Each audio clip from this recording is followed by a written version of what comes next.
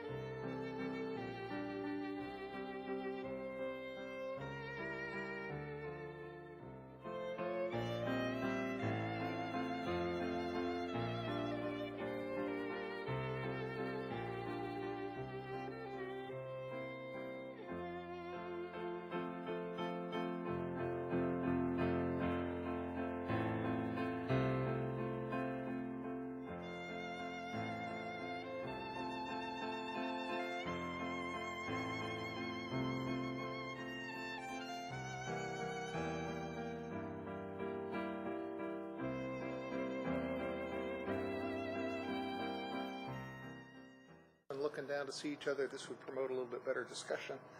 So for those who have been around for a while, you might remember that every other week the council would be down here at a big oval table for work sessions, and I don't necessarily want to go back there, but for this one thought it might be helpful to have a little bit different arrangement, and it's in keeping with my thought that we would try and find different venues, different weeks for different kinds of meetings. We don't always have to be at the dais, so any feedback on whether this works for different kinds of meetings would be helpful. And are there any council comments? Councilmember Wright. Just three things. I wanted to clarify one issue. Last week I asked that the council and everyone agreed that we would send a letter to Montgomery College about them going through the mandatory referral process for their facility master's plan.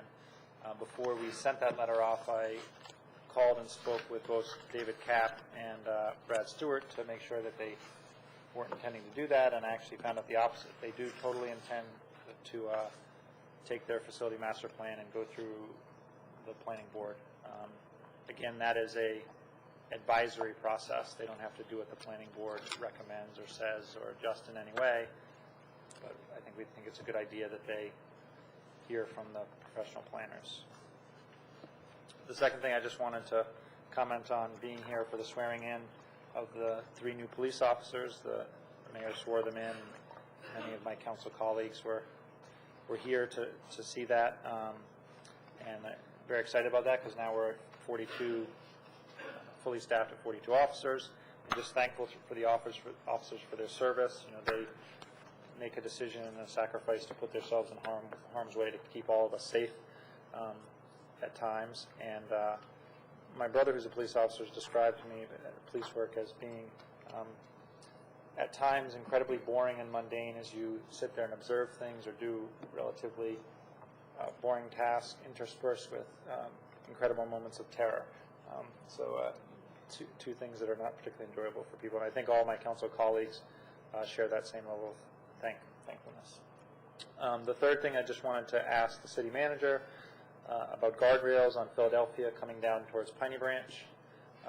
If we could ask SHA to do two things. One would be on the southern side of Philadelphia, or on the right-hand side as you come towards Piney Branch. A number of the guardrails are decaying and rusting to the point where you can actually see light through them, and they're probably not structurally sound. There's a few spots where they've replaced the guardrails recently. I think one was knocked out by an accident, but probably they should replace all of the ones that are decaying or rusting or peeling with paint with fresh ones. And then the other is on the other side of the street, the north side, on the left as you're coming down the hill. The guardrails are between the sidewalk and the fence of the properties that are there, as opposed to being between the sidewalk and the street. So they do a great job of protecting the fences in people's yards, but if there are any pedestrians along there and someone went off the road, they wouldn't be particularly effective in protecting the pedestrians, and I think that's one of their purposes, not their only purpose, but one of their purposes. So if we could ask SHA to move the guardrails over, that would be much appreciated as well. Thank you. Councilmember Clay.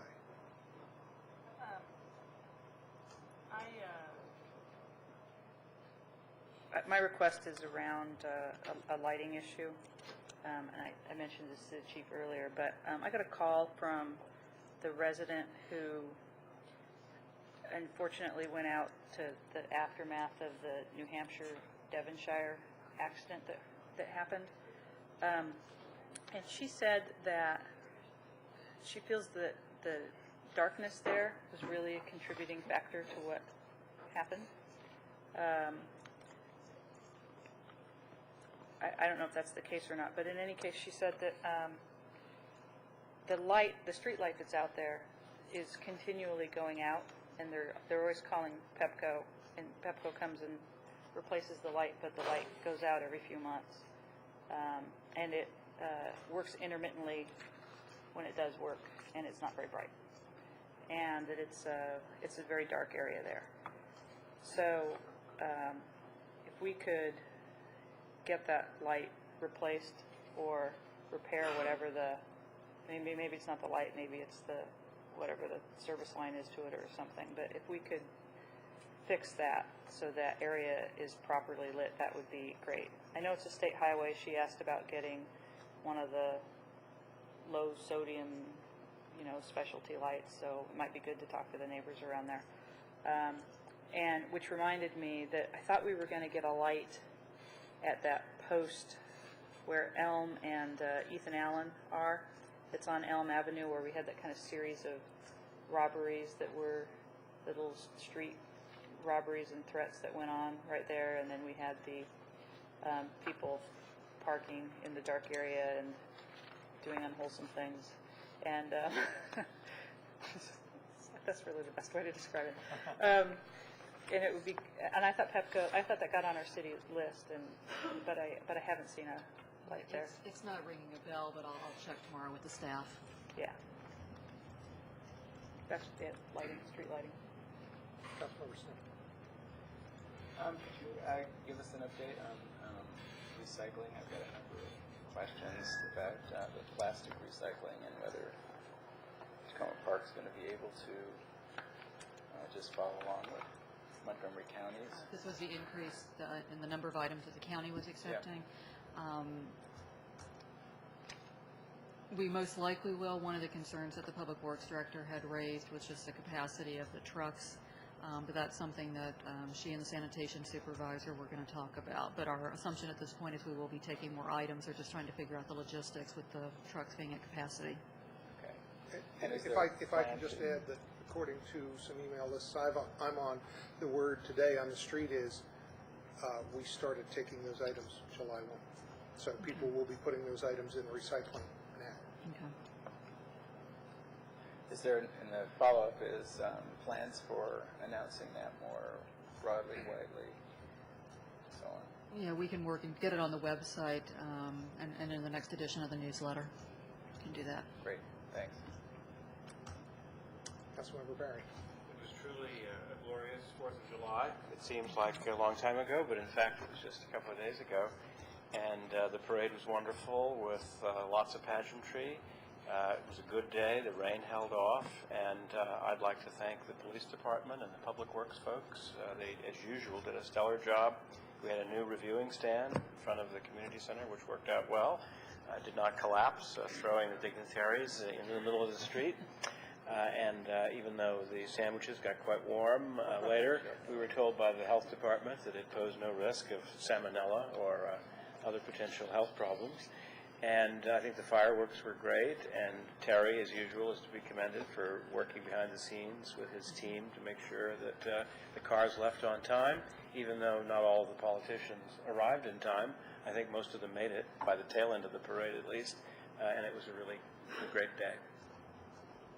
And if I can just add that we certainly appreciate the efforts of the Independence Day Committee presided over by Councilmember Siemens, and appreciate all the work that group has put in on that, and I think we want to continue to work with that committee going forward to see how we can improve things and possibly understand ways in which the city can assist better, and also the council members can maybe have a little bit better understanding of some of the issues sooner ahead than we have, and know what we can do to help.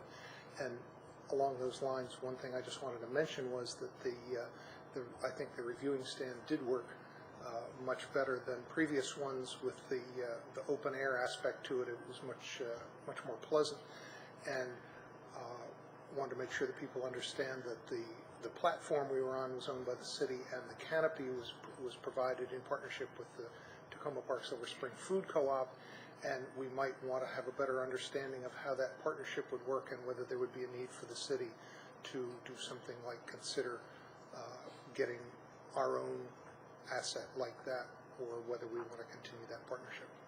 Councilmember Siemens. Thank you, Mayor, and I thank both you, the Mayor, and Councilmember Berry for your fine comments about the Independence Day activities. There were many people to thank, including the community members, the city staff, the co-op, and many other organizations and individuals who contributed to the success of the day. Councilmember Berry mentioned, among other things, that the cars left on time for the parade, which is laudable. Unfortunately, the fireworks left early, and I wanted to apologize to the community and any of those people who unfortunately missed the fireworks display, because we discharged the fireworks early to avoid the rain and the added expense that it costs had we been rained out.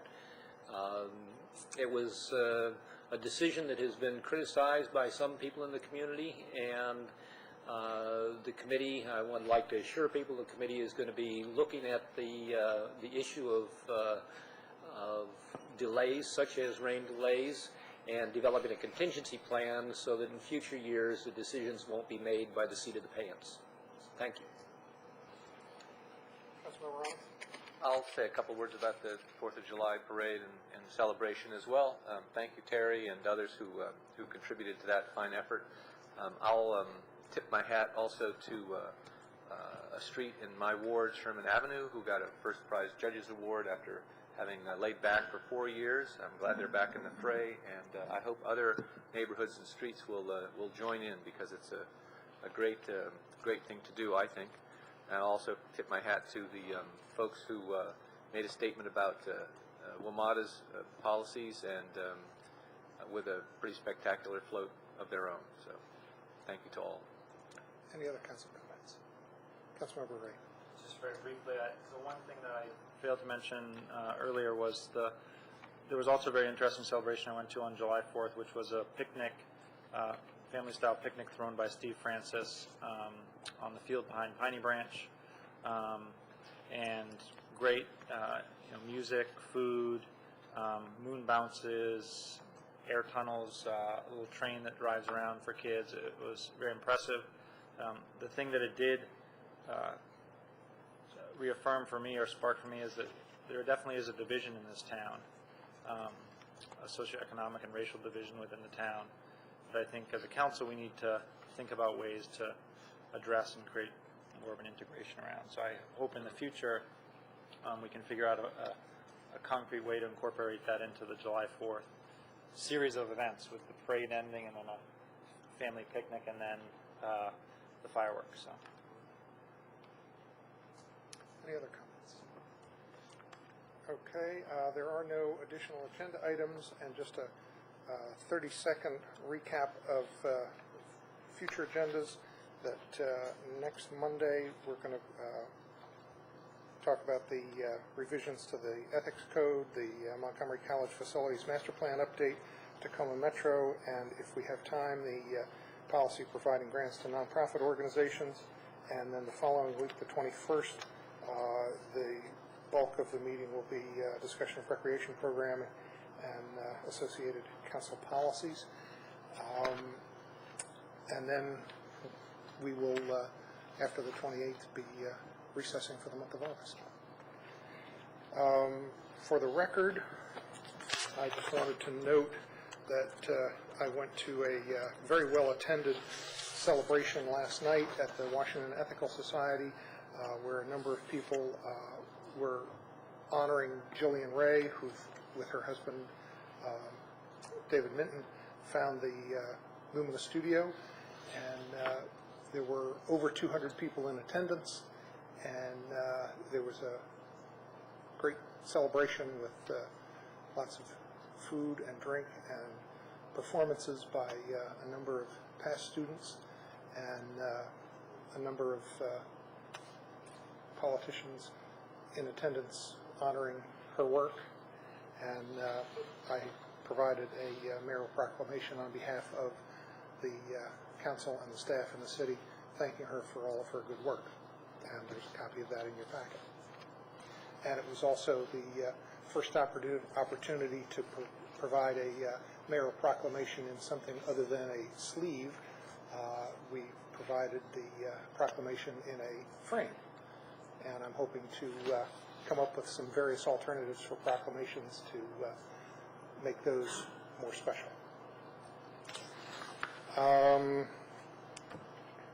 Next item on our agenda is public comment period. If anybody has any comments they'd like to make, now's the time.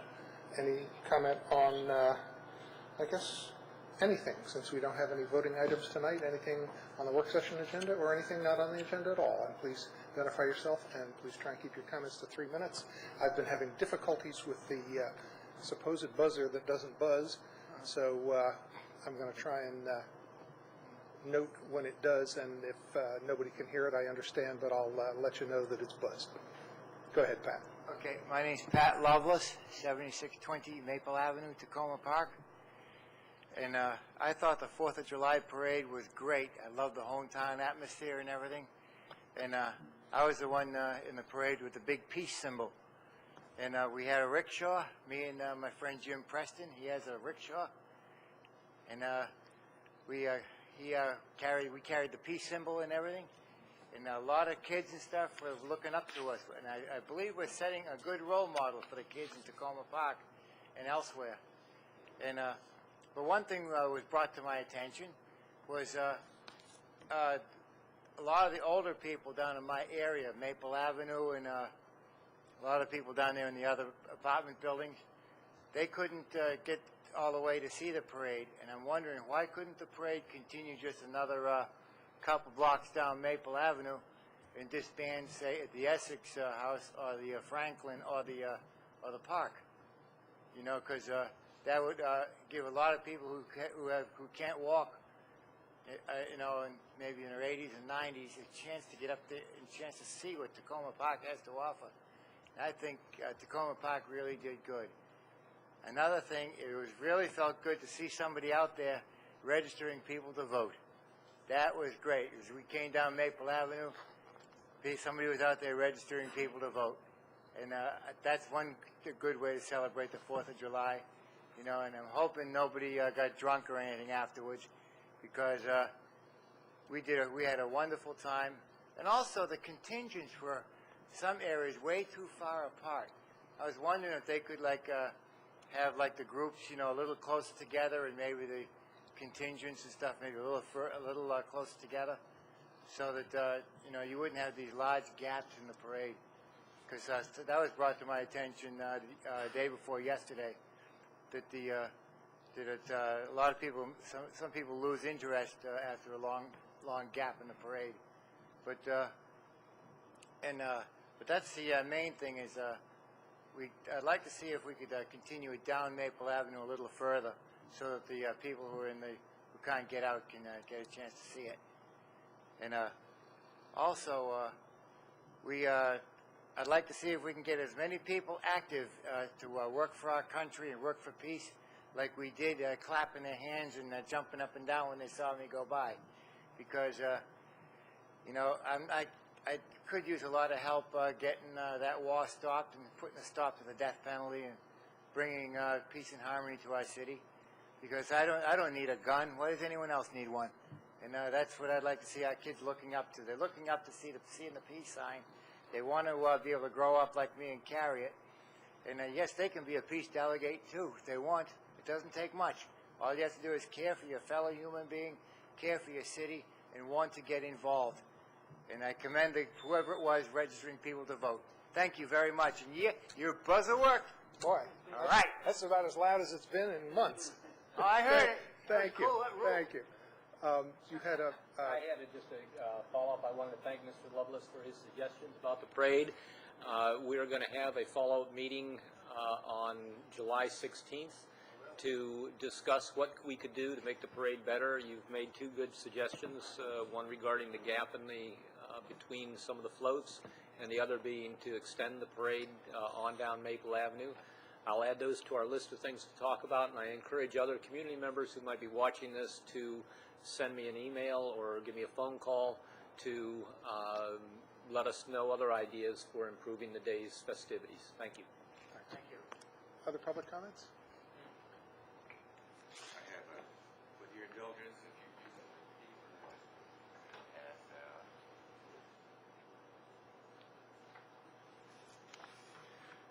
my name is Bruce Sidwell. I'm president of Friends of Sligo Creek, and I live at 7209 Spruce Avenue. And I just wanted to take a few minutes tonight just to make a pitch for wildlife in Tacoma Park and making the city more friendly to wildlife. This is actually more of an update than anything else. About 18 months ago, there was a coalition of citizens groups who made a case for having Tacoma Park be certified as a wildlife habitat community. And there's actually, you have a copy of the resolution is on one side of one of the pieces of paper there, the resolution that was passed back in December of 2006. We had three basic targets that we were shooting for. We wanted to get schools certified, we wanted to get parks certified, and we wanted to get a number of houses that's backyard certified. And we've actually been very, very successful. As far as the basic certification goes, it's a matter of just making sure that there is food and water.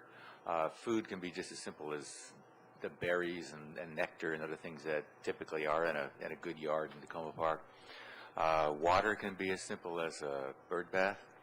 And then making sure that there's other places where birds and butterflies and so forth can have shelter and raise their young. I think the numbers are on the cover of the one sheet that's got the pictures on of where we are. We were shooting for 100 backyards. We need to beat that, and we've had 76 so far, so we're actually getting quite close to that. We needed 4 park places, and we actually have all 4 with great help from Daryl and other public works people. and we needed 3 schools, and we have 4. So we've done quite well. So we're actually closing in. I think it'd be great if we could wrap this up this coming fall. I think it's very possible. And again, just wanted to give a push. You've got an application there. It turns out that I have access to the names of everybody who is certified, and I don't want to go public with that, but I just wanted to let you know that there are some names that are not there, and I would love to see your names there. I think it's a very easy kind of process, and I'd be glad to help out. I've included my name there if anybody wants some help. So that's it. I wish Wildlife could vote. They can't, but I know that there's a lot of people that do think this is important. Thanks. Thanks very much. Question, Colleen? So, my residents would have 2 questions. One, my question would be, if I put water in my yard for the birds, I'm afraid that'll just make it easier for my cat or my neighbor's cat to eat them. But the other one that's probably going to be more pressing from people is that there's a big movement to get people to not have water in their yards to reduce the mosquitoes. Yeah, with bird bath in particular, it's not a problem because the life cycle of mosquitoes here is about 6 days. And it turns out that almost always throughout the year here, your water will dry up in a bird bath before then, or you can easily flush it out with your hose. So I've got 3 bird baths actually in my yard. It's never been a problem for mosquitoes. I've never actually seen mosquitoes begin to even develop in my bird bath, so I think that's the answer to that. As far as being an attractive nuisance to cats, there's a lot of answers on that. And I've got a visiting cat that comes through. Occasionally he catches a sparrow. We have discussions about that. He hasn't caught anything. You reason with your cat? Yeah, well, this is not my cat. It's a neighbor's cat, and I have thought about, you can squirt cats, and you can do other things like that that can train them. So there are possibilities. Bruce, on the bird bath point, I heard at one point, just here, I heard that when a bird settles in and flaps around in the water, the mosquitoes can't survive that. And Yeah, so they drown in moving water anyway, which is why you don't find mosquitoes in, say, streams. You actually find them in stagnant water. And a bird bath would be stagnant for a lot. But in fact, if it's being thrown out and splashed around by a bird, it also, I'm sure, is effective. Thanks very much. Okay. Is there any other public comment? Okay, seeing none. City manager have any comments? 2 brief items. Included at your places at the dais this evening is the year-to-date report of Part 1 crimes in the city. This was something we started about a month ago. So this is an indication of all crimes, Part 1 crimes in the city through June 30th. So if you have any questions about that, please just contact the chief. I know there had been some interest on the part of the council of having our crime analyst come before the council at some point, and I think Mayor and I have talked about that. I think we're tentatively looking at the month of September for her to appear before the council and kind of share with you some of the trends that she's noting as she collects this data. The other item that's at your places this evening is something that Councilmember Berry actually touched on in his comments last week, which had to do with his concerns about properties in his ward that appear to be vacant, abandoned, perhaps foreclosed, and that actually touched on something that we've had a lot of discussions about internally. So included at your places this evening is a memo from Sarah Daines, the Housing and Community Development Director, kind of outlining for you some steps that the staff is taking to track properties that appear to be at risk. There will be some further information coming next week on this, but in her memo she outlines some of what we're doing through the target inspection program. I think as the council may recall, this is sort of the targeted program that we were able to implement with the council providing an additional code enforcement officer. I believe it was in the 08 budget. And also some activities that the staff is taking relative to properties that appear to be going through foreclosure. As an attachment to this memo is a listing of properties in Tacoma Park for 2008 that are reported to have been foreclosed.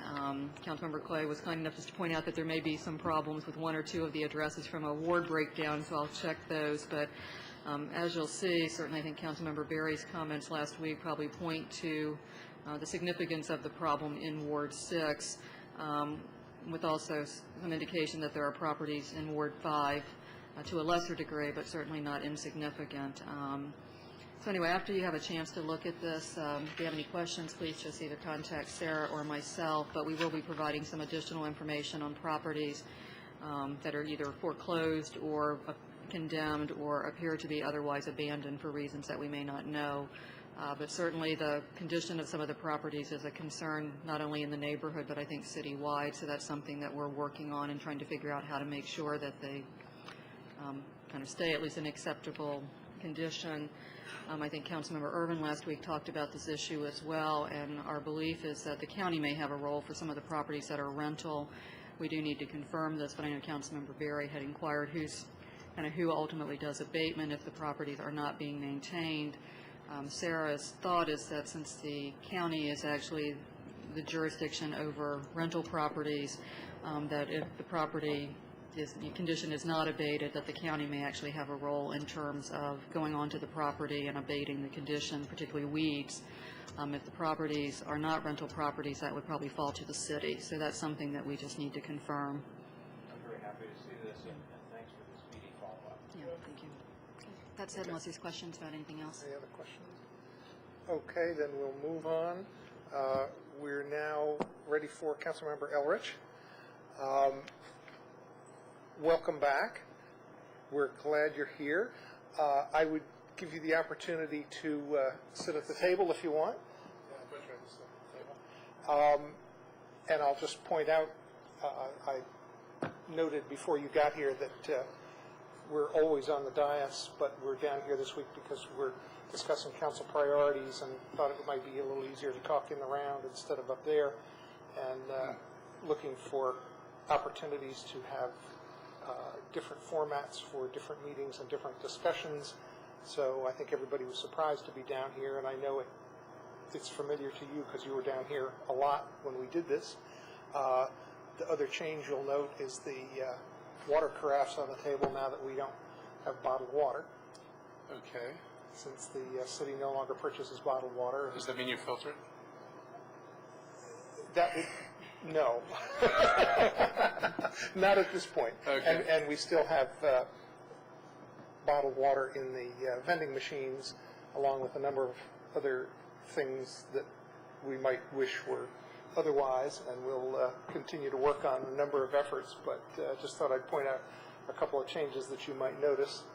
And The other change is the plush chairs we've given ourselves and the Spartan ones we provide. Oh, yes. You don't want to buy too many chairs. But welcome back. Thank you. And thank you for offering to provide your perspective on what's happening in the county, and we value your input. Councilmember Irvin was here last week for her second visit, and we certainly welcome any other colleagues from the council to come and provide updates and listen to any questions we might have as well. Yeah, I'm more than happy to answer questions. You all can dream up all the fun questions that have been bothering you for whatever length of time. The other difference, I think we used to do this with like 2 tables, and I think we got 11 tables, or no, 10 tables now, so that's a change. It still looks the same. I hear, remember you're going to... Not for long. No, they're tearing apart the council chamber in Rockville, and they're doing the same thing up there. So apparently changing council chambers is in fashion right now. It's been an interesting year and a half on the council, and it's very different than serving on the city council. I don't sit across from an administrator, and I don't have the ability to say, I want this done and have any reasonable expectation that, in fact, it will be done. We are in 2 different buildings and exist in 2 different worlds, and I think there's a lot to be said for local government. I remember when I was on the council, people would always talk about the efficiencies of Montgomery County, and it's bigger and it must be more efficient. Our cost overruns are just as bad as your cost overruns. Projects don't come in anywhere near on budget. We have, serious systemic problems, and it's being bigger doesn't necessarily mean it somehow operates marvelously better and, much smoother, or those other things I think people expected. We don't pay less for everything. It's pretty much, in those regards, the same. I miss the accessibility and the ability to have direct interaction with staff, and the connection that if you do ask for something or you all talk about something, there's an expectation that things will move. And it's a different world up in Rockville. Things move more slowly. So I really do appreciate this job, even more, having been up there. It's been an adventure. We last year was interesting. We had a sort of tough budget. Ike played a very conservative hand. He didn't roll out any major new initiatives in his first year. Trying to get a handle on what the resources were in the county government and how best to deploy them. And the big thing we did last year was actually get the growth policy done, which took us about 3 months longer than normal, but we came up with a growth policy that will begin to collect a lot more money from impact fees once the economy recovers and people start building again.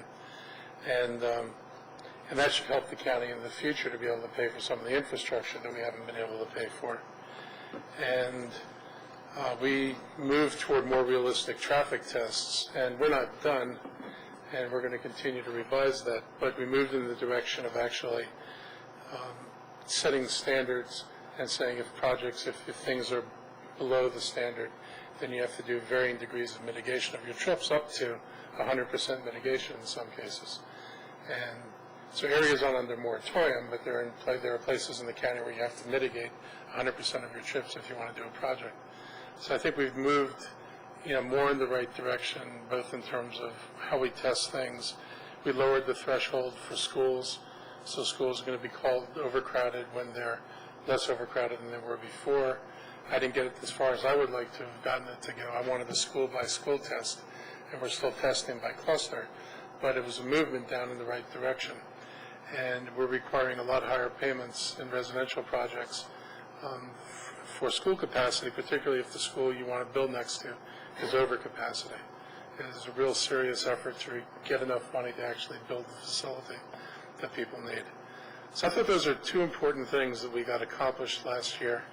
I had a bill that limits construction of fences and other buildings in proximity of the C&O Canal, and that got through the council last year, so I was real happy to see that happen. And I worked closely with folks along the Potomac Conservancy and the C&O Canal Task Force to get that bill through. This year I'm working on a couple of bills that I think the city would find interesting. One is a countywide tree ordinance. The city of Tacoma Park has one, Rockville has one, Chevy Chase has one, but there's not a tree ordinance in Montgomery County in general. And so there's no requirement that you consider citing your projects in the least destructive way possible. There's nothing to stop somebody from saying, I want to build on this lot. I'm going to clear cut it because it makes it easier. We don't have any of those protections in the county right now. And so I've been working very closely with Roger Berliner's office, and we put together a committee of environmentalists, civic people, and small builders to come up with a tree ordinance that would offer more protection to trees, far more protection than they have now, and also require mitigation, that if you're going to have to cut down a tree, the loss of trees has to be mitigated. So we haven't brought that forward yet to committee, but we're working, and we've spent almost a year working with the consulting group to try to get that together. My office is also working on a forest conservation law, and we've had an enormous loss of forest in Montgomery County. And if you look at a map of Montgomery County in 1970s, 1990, and 2008, you see like a constant shrinking of the green areas, and even to the point that the stream valleys are beginning to lose their cover. And our proposal would move toward what I think is going to be Governor O'Malley's proposal, which is no net loss of forest. It's not a pure no net loss because the state allows and the county currently allows mitigation to be achieved by by purchasing an existing forest stand. So if you're cutting down trees, you don't always have to replant them, unfortunately. You can buy something that's already standing and put it into a conservation easement and protect it, and that counts as your mitigation. Our bill tries to work against that. We're making it more expensive to do that rather than to plant trees, because what you really want is tree cover. And the worst examples of tree mitigation, the ICC is actually the best one, because to mitigate part of the major loss of forest in the ICC, they bought a piece of a farm that's not even in the ICC watershed, and a stand of trees that is undevelopable. So it was under no threat at all of being cut down, and they paid the person who owns it $4 million, maybe $6 million, I forget where this deal's gone right now, to preserve something that was never in danger of being knocked down, to offset the destruction of hundreds of acres of forest land in a different watershed. We're trying to move away from that, and so ours will make it much more difficult to do that. But as all things in politics are true, you need 5 votes. And so we're going to push the strongest bill that we can get 5 votes to support. And that should be hopefully coming before the council in the fall, and we'd be really appreciative if the city would weigh in on things like that, because I think they are of environmental concern to everybody. I've continued to try to work against the ICC. I'm very concerned about the finances of the project, the ability of the project to actually sustain itself in the long run, because the ICC requires tolls and the gas tax at the state level to fund it. Well, the rising price of gasoline is depressing gasoline sales per gallon. And so the fewer gallons that are sold, the less gas tax revenue the state collects, and the fewer miles that people may drive on the ICC, the less toll money. But all that less money doesn't change the fact that the state will be obligated for bond payments, which means that they may go into other sources of funding, which I think could be better used than other things. And of course, the other argument is that in this day and age, why on earth are we spending $3 billion on a road and then not able to figure out how we're going to fund the Purple Line or the Corridor Cities Transitway? It seems like almost everybody in the universe has gotten the message that you need to cut CO2 and you need to get cars off the road and you have to build a viable mass transit system to do that. And in this state, which has not nearly enough money in its transportation fund to build the projects that are needed, to take $3 billion and put it in the ICC makes absolutely no sense. Whatever sense it made 50 years ago, it makes no sense today. And as a transportation project, it doesn't work, it doesn't reduce congestion, but more importantly, it's robbing us of our ability to make more intelligent choices of how to invest $3 billion. So myself and 3 of my colleagues on the council are still hammering away at the governor and trying to work on the legislature to have people have a reality check moment and say, is this really the right thing to be doing? And I'll continue doing that until they're finished pouring cement, I suppose. This year, the big issue that consumed us all during the spring was the budget. And this was the worst, well, it's worse of the 2 years for me, but worse than anything I ever experienced on the council. I used to think Bev would always come in and say, you know, we got $1 million gap, nothing's going to work, it's the end of the universe. And then the gap would close, you know, we'd figure stuff out. And life kind of went on. We made some really hard choices in the county this year. And we actually, the council made some increases to the county executive's budget because we wanted to protect fire services and we wanted to protect police services, which were slated for potentially reductions in personnel levels. And they were going to staff up county stations by stripping resources out of down county stations. And we know that routine because we've got a fire truck and a fire station that have been in jeopardy at various times. And it looked like we were moving in the same direction again. Park and Planning doesn't nearly have enough money to do the job that we've asked Park and Planning to do, so we tried to restore some funding there. And on top of that, we had some pretty substantial tax increases that were absolutely necessary in order to fund the budget.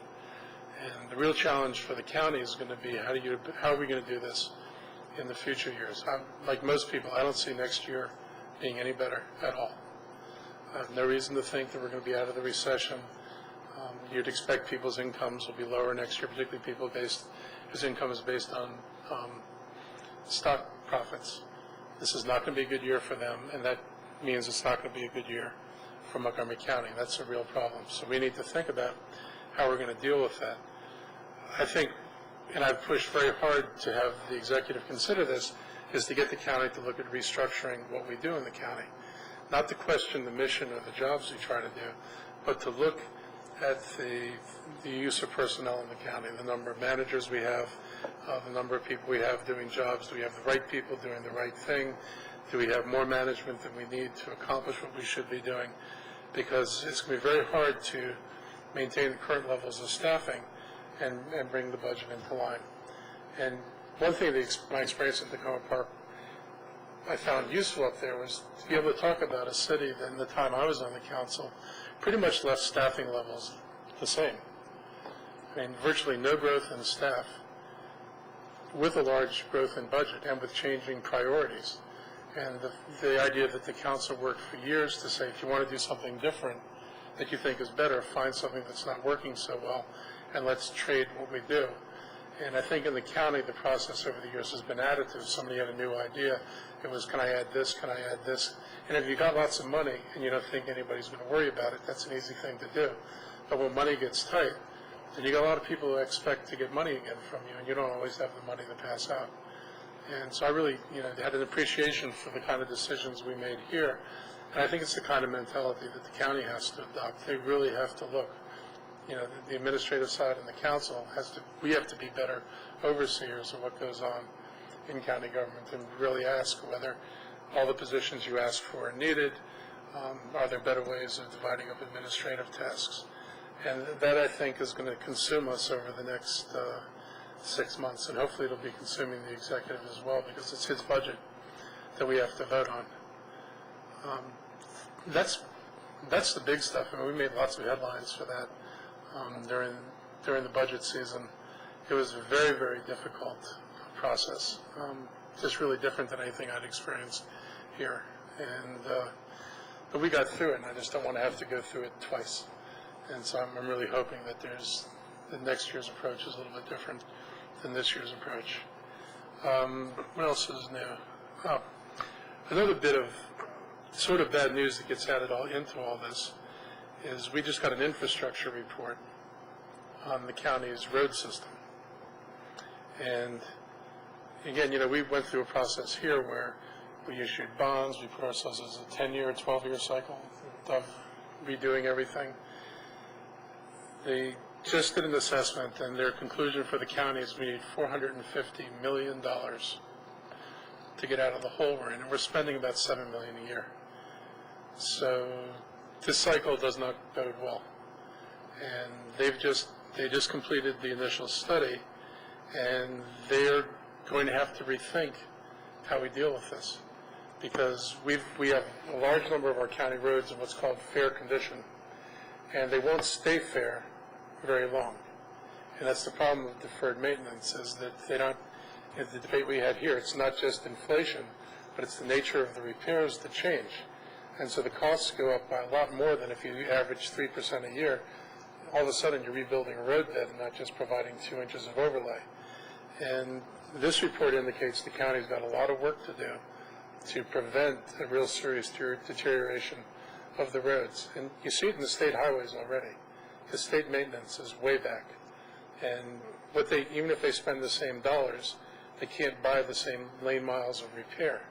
So you've got a problem at the state level, and we've got a problem at the county level.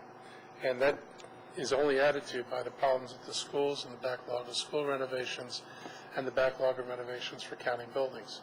So we have major, major infrastructure issues that we're going to need to get a handle on. And it'll be interesting to see how this all plays out. We have about $300 million a year in capital projects.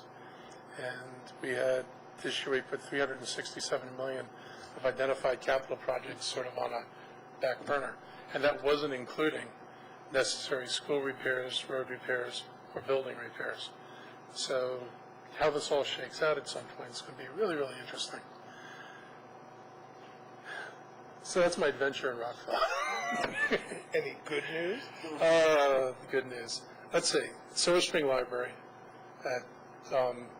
I think when it gets done, it's going to be better than what they planned. They're revisiting the program of requirements.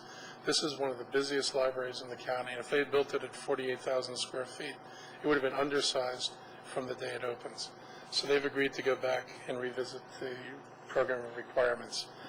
I have a proposal I hope that will pass that'll do a sector plan on Fenton Village rather than doing a series of zoning text amendments.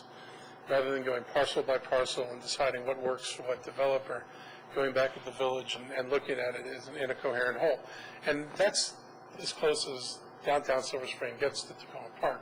And that's pretty close. And so how that develops, I think, is really important for Tacoma Park. So I'm hopeful that the council will go along. Park and Planning's made a proposal to do a 6-month sector plan. It's a short, dirty study just of this narrow area. And that would be a new tack for them, doing a small sector plan study like that. And hopefully we can deal with some of the issues there successfully. We put money into the budget for expanding the bus system. We discovered, I guess, this year that we only had room for 2 more buses in Montgomery County, which for a county that touts itself on the forefront of, the transit thing, to discover that you've got room for 2 buses is kind of surprising. So we're building another bus depot in the up county that'll give us capacity both for storage and for maintenance. My office is going to be shortly rolling out a major proposal for a bus rapid transit network in Montgomery County.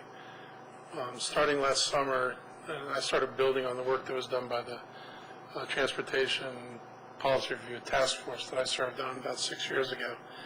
And it looked at an alternate bus network for the county. It was all surface-based. And my chief of staff, Dale Tibbetts, I think some of you all have met, is one of his areas of expertise is computer imagery and satellite photos, and dealing with how you lay out things on these overhead maps. And we've identified about 85 miles where we think we can put in bus rapid transit, mostly separated from the roads, to move people from where they're living to where they're working and back again. And I think realistically that after the Purple Line's done, that may well be the end of rail for quite a while. Rail projects are extraordinarily expensive. If you're lucky, you get one shot like at a Dulles line, and it serves one place, and you've spent billions of dollars doing it. And we have a myriad of needs all over the county. And bus rapid transit systems, if you can set them aside in guideways, I'm not a big fan of calling a bus rapid transit system queue jumpers and more buses, because if they're stuck in traffic, there's nothing rapid about that around here. So looking at a system where we can actually provide some separation and move people. And we've hired a consultant from New York who used to be New York's traffic czar. They're actually instituting bus rapid transit in downtown Manhattan. I mean, this is inspirational. Any of you know Manhattan and the numbered streets, First Avenue Cross, they're taking 2 of these 6-lane streets, they're reducing them to 4 lanes, and 2 of the lanes are for cars and 2 lanes are for buses. So they're going 6 to 4, and then 2 lanes cars, 2 lanes buses. One of them goes south, the other one runs north, and they're doing a similar thing on some of the east-west roads. So if you can do it in New York City, you ought to be able to do it here. And we're fortunately not quite as built an environment as New York City, so we've got more flexibility for doing things. So that's my pet project for the future beyond trying to get my forest bill through. And we'll see how this goes. Oh, God. Let's see. We increased the amount of money that's in the Affordable Housing Fund. We're having a lot of discussion about what to do with that money. And I think there's a growing consensus that preservation is more effective than new construction. And when people talk about building a high-rise building and spending $400 a square foot to build a building, and you're looking at a 1,000 square foot apartment costing $400,000, and you think about Home Properties, which is buying up all these complexes in Montgomery County. Home Properties is the guys who bought the Falklands, they paid $115,000 a unit. And so you compare what it costs to build versus what it would cost you to acquire existing housing. You can acquire a lot more units of existing housing than you can build new units. And I think there's a realization of that. It's going to require some changing in some of the things we do, but we've got we're using bond money to create a loan fund that we can leverage purchases with, and I think there's some movement in that direction. It would come as no surprise to you that I'm proposing a modified rent stabilization law in the county. Now, I'm not exactly sure how far that will get, but I think it's really the discussion the county has to have.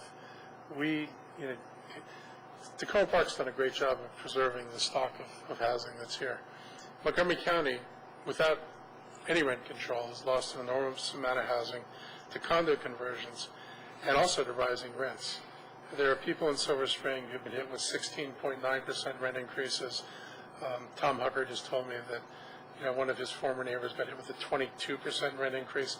This has nothing to do with the expenses of the building. This has to do with Silver Spring is now an attractive place to be, and because it's attractive, you can get Class A rents for it. And so there's a desire to turn over the tenants in the building to bring in tenants who can pay a lot more money. This is going on in various places throughout the county. And so you lose units far faster than you could ever build them, and no matter how much money I had, I can't preserve enough units.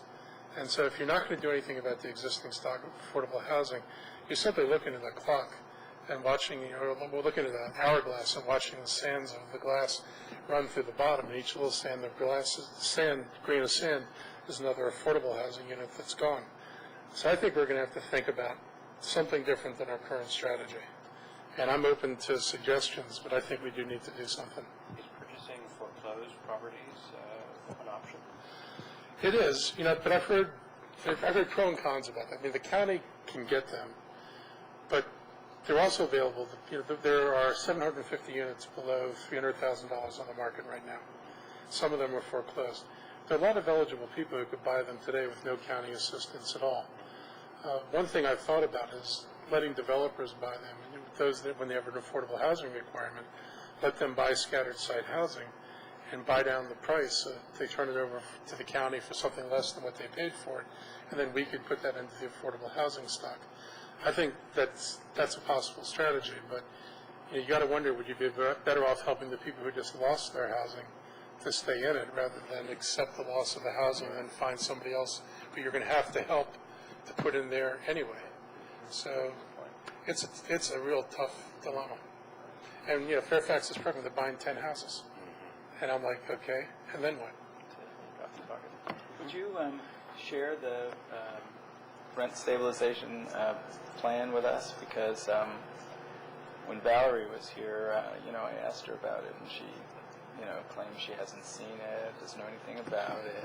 I've put it on every council member's desk, and we've had this. The council's had this discussion every time they mention it. They mention affordable housing. I say, guys, I gave you a proposal. Give me some feedback. The proposal is basically very similar to the city's current law. You get an automatic rent increase up to. I'm using inflation. It's hard sold to do it. It's hard enough sold to do anything else. And then, above that, you would go to a rents analyst and you would demonstrate your need isn't met by inflation. It would be a totally objective process, and it would go through a rents analyst. If you build new construction, you get 7 years of no rent control, except on the units that you're required to build as affordable, which are covered by other covenants. But you would go through 7 years, you get to shake out your building, figure out how much money you need to be profitable, and you would only come under rent control then. But if you think about it, anybody who's been building a new apartment building isn't going to be building something to rent for $700 a month anyway. They're building for $1,500, $2,000, $2,500 a month. So it's not really affordable. So my proposal is very, very similar to what's in the city law. And I'm open to compromises if it takes a compromise to get something done. And you have the code enforcement part? We're discussing code enforcement. We have there have been numerous complaints raised about code enforcement both at the single-family level and at the apartment level. And so the departments that are responsible for this have actually been meeting and they're supposed to be coming out with a plan. But I think, the code enforcement is the key, and it's the thing that everybody in other jurisdictions misses. They say, well, you get rent control and you get housing, which falls apart. And I keep telling people, I said, let's go to Tacoma Park, because we've got it. And then after we leave Tacoma Park, let's go to parts of Silver Spring, Gaithersburg, Germantown, or Prince George's County where there is no rent control. And then you tell me whether this looks worse than places that only have market rate housing. The city stacks up really well. And single-family home values here stack up really well. So it hasn't been a deterrent to home values. And I think properties have generally been maintained pretty well.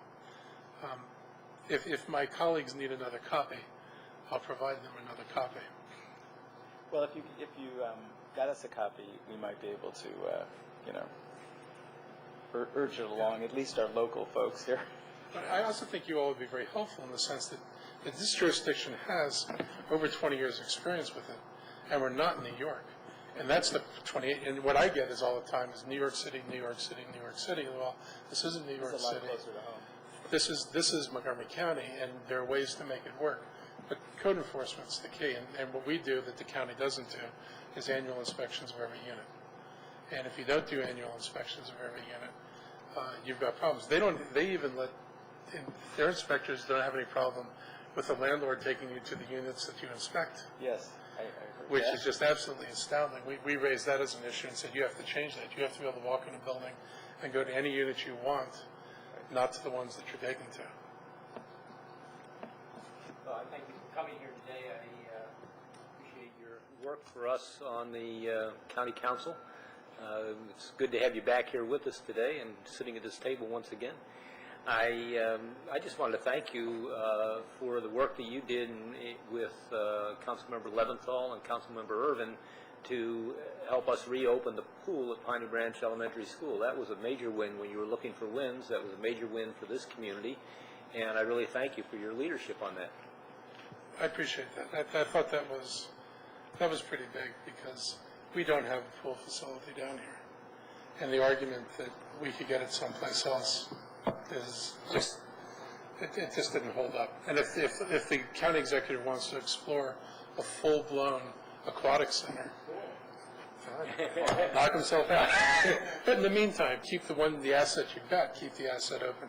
And the school board also was willing ultimately to work on this. And that was, I think that was the key. But I really appreciate your work on that. Thanks. Thank you. I'm glad I could help with that. So I was over at a constituent's house earlier today, and I noticed that there was construction going on in the house next to them, and the house, I think, just a couple of years ago had been redone. So I said to them, oh, is there some construction going on? She said, oh, you have to see this. I walked to the back of her house to look at the next house over, and they were basically building another house behind their already significantly large house. It's in the historic district, totally permitted and legal, but it just reminded me about the issue about Mansonization.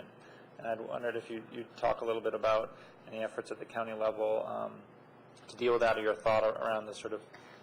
We know that Councilmember Berliner had the bill, there was the task force, and we've been contemplating getting a briefing from appropriate people and weighing in at the right time, depending on what we learn and what we might think. I have an opinion about this. Subjective, otherwise all opinions are subjective, I guess. Rogers' bill would limit the lot coverage to 30%. And right now in our 60 zone, it's capped out at 35. Most houses in the county were built with somewhere between 18 and 22%. And if you think about it, the example I always give is the house I grew up in, which was a 6,000 square foot lot, 60 feet wide, 60 feet wide, 100 feet deep, and the house was 28 by 42. And that's what, 1,100 and something square feet on a level. And that had 3 bedrooms, 2 baths, kitchen, living room, and dining room, just on the one level. And then the basement ultimately got finished, they had other bedrooms, a rec room, laundry room, and all that other stuff. Rogers' law would allow a 4,500 square foot house without not counting the basement. So this is not exactly a stranglehold on the development, but if you talk to the developers, you think we were about to put them out of business by only letting them build 4,500 square feet. For most houses in the county, that would be a very, very significant increase over the existing size of the house. In an R90 lot, the percentage is lower, but an R90 lot is 9,000 square feet. So again, you get very, very large houses still under Rogers Mill. So I guess the question for the city is, if you've got an option for a stricter bill, I was going to propose going down to 25% lot coverage, but I don't think I can get the votes to do that. So that probably won't happen at the county level. But if you could get a stricter bill here through the city, I would look at doing a city bill, because I know other jurisdictions have done the same thing. And there are different ways to deal with it, whether you do floor area ratio, you do setbacks, or maximum footprint. But I think it's worth looking at, because you may not be very happy at the Tacoma Park with 30%. You should, I don't know what your modeling capability here is, but if you don't have 3D modeling capability, you should go to Park and Planning. They've got a presentation that's a 3D model, and they show different lots, and then they show houses of different configurations on those lots, and you can just change the percentage of footprint. You can see how it plays out differently. And you might want that presentation for you all to get a sense of what 30% would mean, and then take some of your typical floor plans in the city here and see how that plays out. Because I think you may find that the coverage, the 30% number, is a bit high.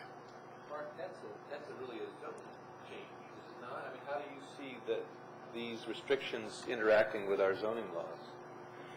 Well, I'm not sure how Chevy Chase did it, but they did it. I think they actually have authority to do it. And you might see, I thought that authority was granted to municipalities, in which case you do have the ability in this area to legislate something like that. You don't have it in all areas. I think you've got it on coverage. Okay, so it's a type of zoning in a sense, in that you're restricting coverage in a lot, in a zone that already has a certain restriction on it. You're saying you're further restricting the coverage. You're restricting the coverage, but zone usually deals with use. I mean, the more traditional thing is residential, how many units per acre, how much density commercial. This is just, you can look at it as an environmental issue.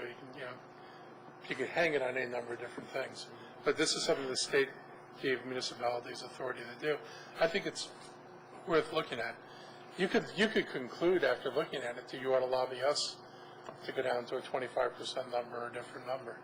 But I really think it's important to actually see the models. When you see, if you see an entire block built out that way, you get one impression.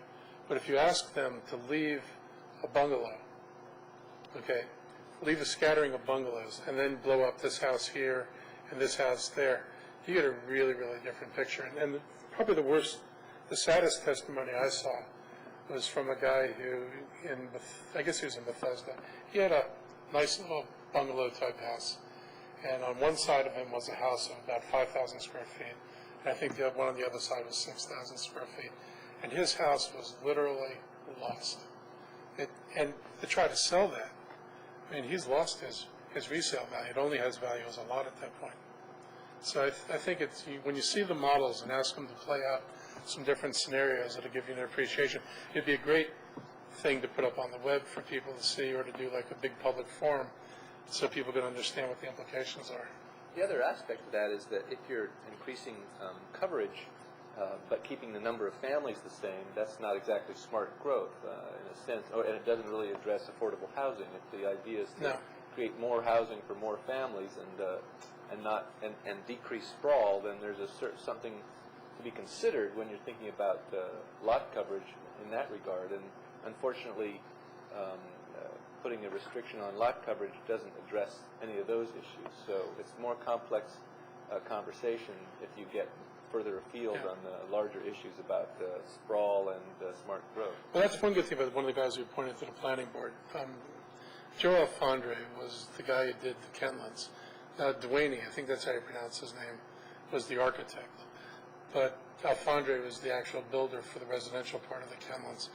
And he actually got to write the zoning code for the Kentlands. And so you get this very interesting mix of housing. You get carriage houses, you get regular houses, you get houses on a full-blown lot next to a house on a much smaller lot.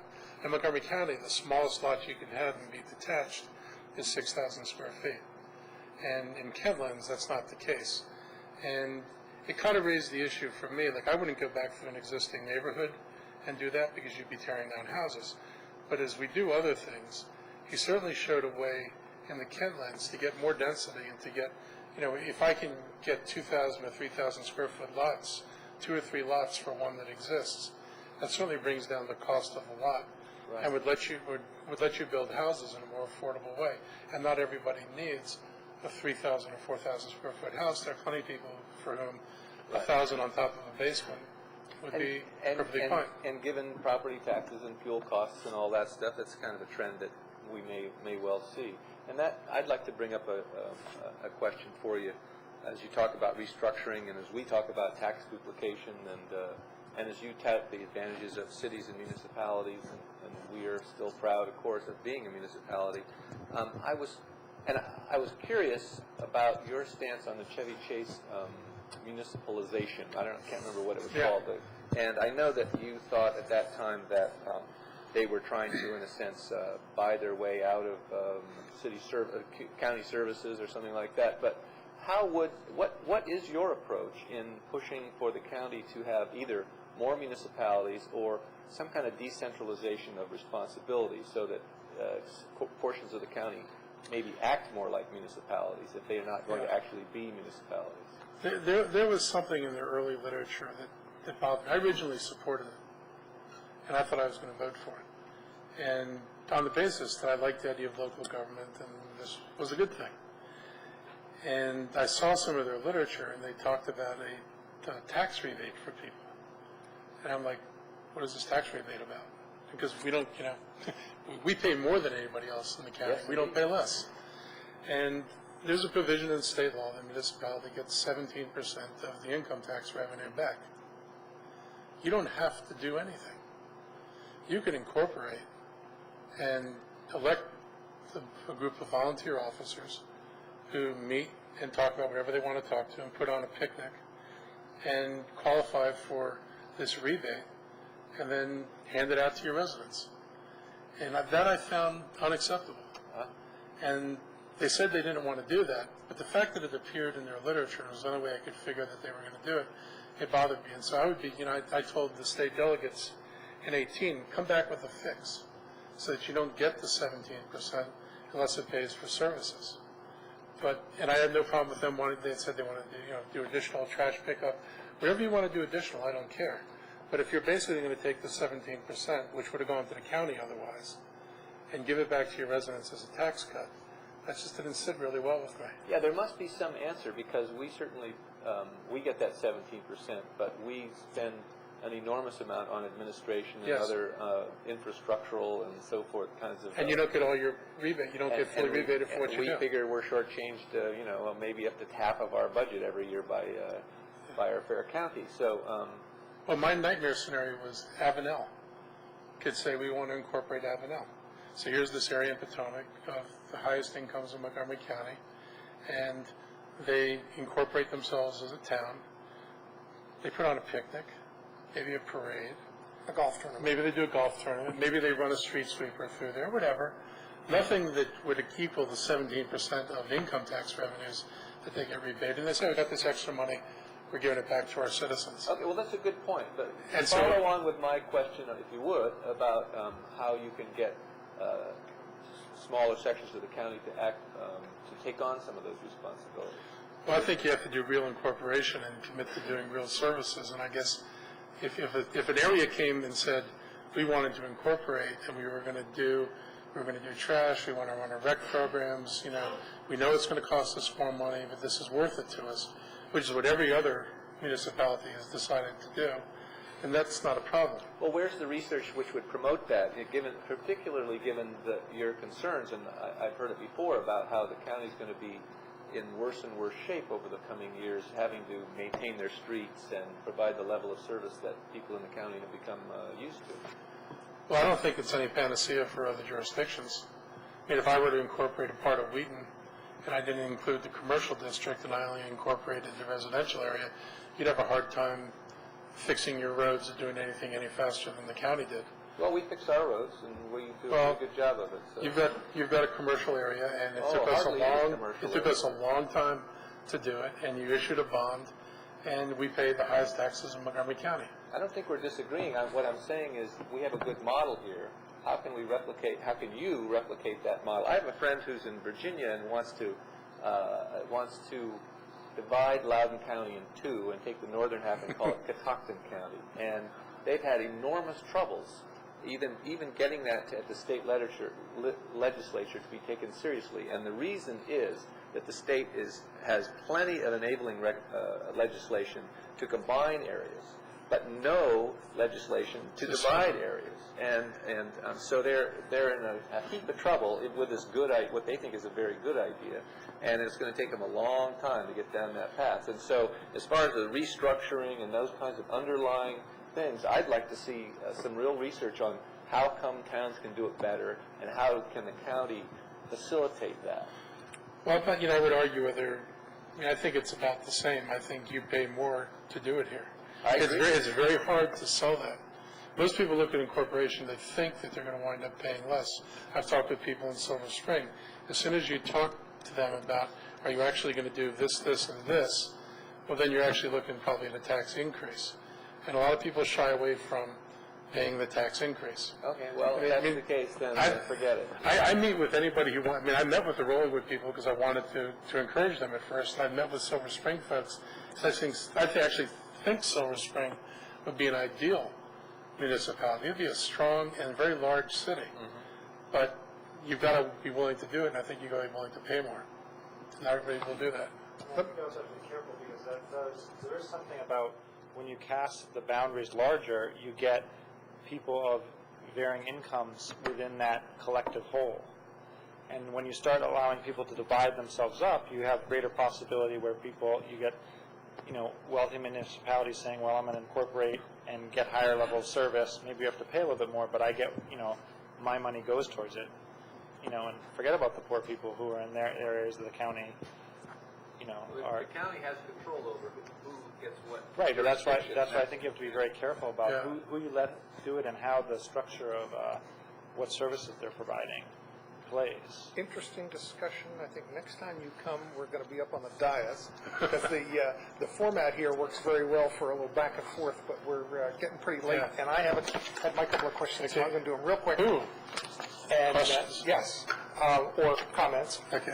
First, just to go back quickly and touch on the mansionization, I was glad to hear you talk about the floor area ratio with that as well, because with the presentation I saw at the Municipal League Conference from Chevy Chase folks was that the 3D modeling was very helpful, that when you get into just something like lot coverage, you restrict it there and all it does is go up and you get everything built out to the flat walls against the neighbors, and that led me to believe that a lot of the issue really does get back to design and how it fits with the neighbors and it doesn't just kind of go in your face.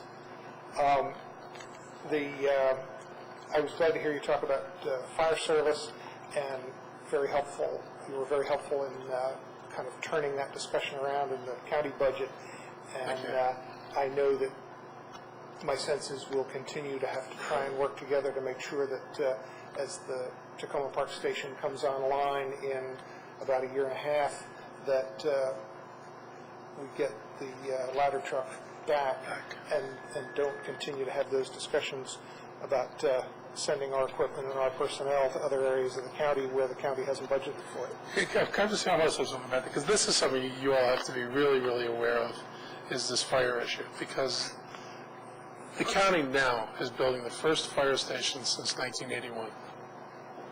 All this growth in the county. If you want to make people think that growth has no cost, don't build any infrastructure. So we didn't build any fire stations since 1981. Don't enlarge the police force. Don't do any of these things. Make your beats larger. Make the number of calls for service go up. The response times in the fire department aren't what they should be. You get a host of problems. We have to open up these stations now. Every new station is like over 30 new firefighters. And you've spent a ton of money on new equipment and nothing on the personnel to run them. It also would help to have a place to service them, which is another problem we have. But we're trying to avoid going through apparently the previous problem, which was the equipment got just worn out from lack of proper maintenance, from lack of a proper maintenance facility. So we're building a facility now that they can actually maintain the equipment in. But it's a real problem because this is going to come up for the next 4 years.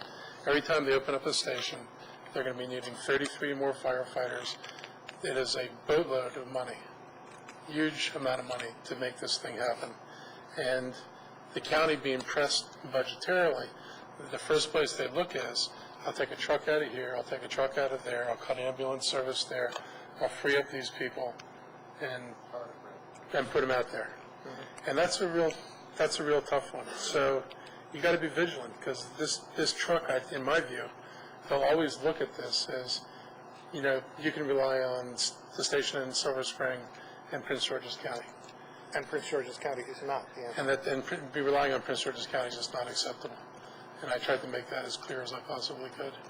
And we've been fighting it for more than 2 decades, and we'll continue to be there. I trust you on that one. And you talked about the county and roads. Where we're particularly aware of it is the county and bridges, and the discussions with the county about even just getting our 2 little bridges that need work on the county's list so that we're eligible for federal funding. And it seems like a number of staff in the county get it, but there are other folks in the county who don't get the bridge issue. Our fellow municipalities, I think, don't get the bridge issue yet. That's another issue that's coming in the near future to bite all of us, and I think we're in the forefront on that one. We're at the front of the bite line. Is that folded into part of the discussion and with? Yes. Good. But I still look forward to that report. The results of that may or may not be what they need to be on that particular issue. And also with the road issue, is the county doing anything to coordinate better with State Highway about state roads and maintenance issues there? I don't know, but I can find out. Because I think a lot of our issues get back to getting the state to come do the maintenance on their roads, and it seems like they just never get there. And I know you have the experience here of us doing a lot of maintenance on state highways with potholes because they don't get here, and anything that the county is doing to try and coordinate with State Highway, we would be happy to be part of that discussion and maybe get some improvement. Also, just touching briefly on the Piney Branch Pool, I agree. Thank you. I think the upcoming issue is making sure that everybody is clear on who has the responsibility for making this project happen on time, so that as we anticipate trying to open it after Labor Day, that it actually happens and it is somebody's responsibility rather than everybody pointing and going, oh, but whose responsibility? Do you have any question about that now? No. We're actually meeting with the county staff members and trying to work those issues through, because we need clear lines about who's going to do the renovation work and who's responsible for each little piece of it. And I know that the Adventist Community Services is meeting with county staff members to get that work out and get it down on paper. I mean, it seems to me your big responsibility is to actually market this and get it used so that it generates enough revenue that it stays open. Yes. And there's a meeting scheduled for that purpose. And of course, everybody learn how to swim. Right. With the rising water, that might be a good thing to do, so there's a value in this. Anything to say about the county salaries and the contracts that lock in 8% raises for 3 years? What do you want me to say? And how that affects us as well. Not only as taxpayers, but the labor market for competition for employees and keeping employees. I want to be as fair about this as I can. I don't think county employees are overpaid. I think at the administrative level, they are way overpaid. We apparently have the most expensive administration anywhere. But when you get through the administration, that's not a ton of employees. I mean, you look at the rank and file employees, they're not, they're okay, but nobody's getting fat and happy over that. You look at the folks in SEIU, which is the Service Employees Union. These are your bus drivers, these are your aides in your school. they don't work when the teachers aren't in the school. The bus drivers don't drive. They work very rough schedules. If you look at their pay scale, this is not something, they wouldn't be living at Tacoma Park. They wouldn't be living in most parts of Montgomery County. And I think that's true for a lot of folks who work for the county. So I don't see it as them being overpaid. I think the problem is whether you can sustain that level of increase when your revenues are basically fairly flat, or they're going to be flat, or you're trying to meet other needs. For example, affordable housing. You're going to we put $10 million into homelessness this year. We put, all this other money into affordable housing. We try to do a lot of things. We're going to try to keep up with the infrastructure. It's going to cost bucks. How do you do all that and maintain those level of increases? And we all feed off each other, because when the raises go out, it's a competitive thing. You look at what everybody else was given around you, and that becomes the base. Your last contract becomes the base. This is really frustrating. So, Ike comes in, and the teacher's contract's been negotiated, and the other one with the other major unions is basically done, and their base became what they got last time. And so you go into an arbitration system, and it's a winner-take-all game in arbitration. You go in with your best offer, and the union goes in with its best offer. The arbitrator, I didn't know this, I thought the arbitrator could mix and match. I like this from your proposal, I like this from your proposal. You're asking for too much, they're giving too little, it should be here. Now, the arbitrator picks one proposal or the other proposal. And so if the unions make the case that the increases are in line with what's given in the region and in line with what you've done historically, and you don't have any pressing physical crisis, and raising taxes is not considered a physical crisis, then you run the risk of losing those negotiations. And the thing that's different that I'd like to change, I think the council in general would like to change, is we don't get those contracts done.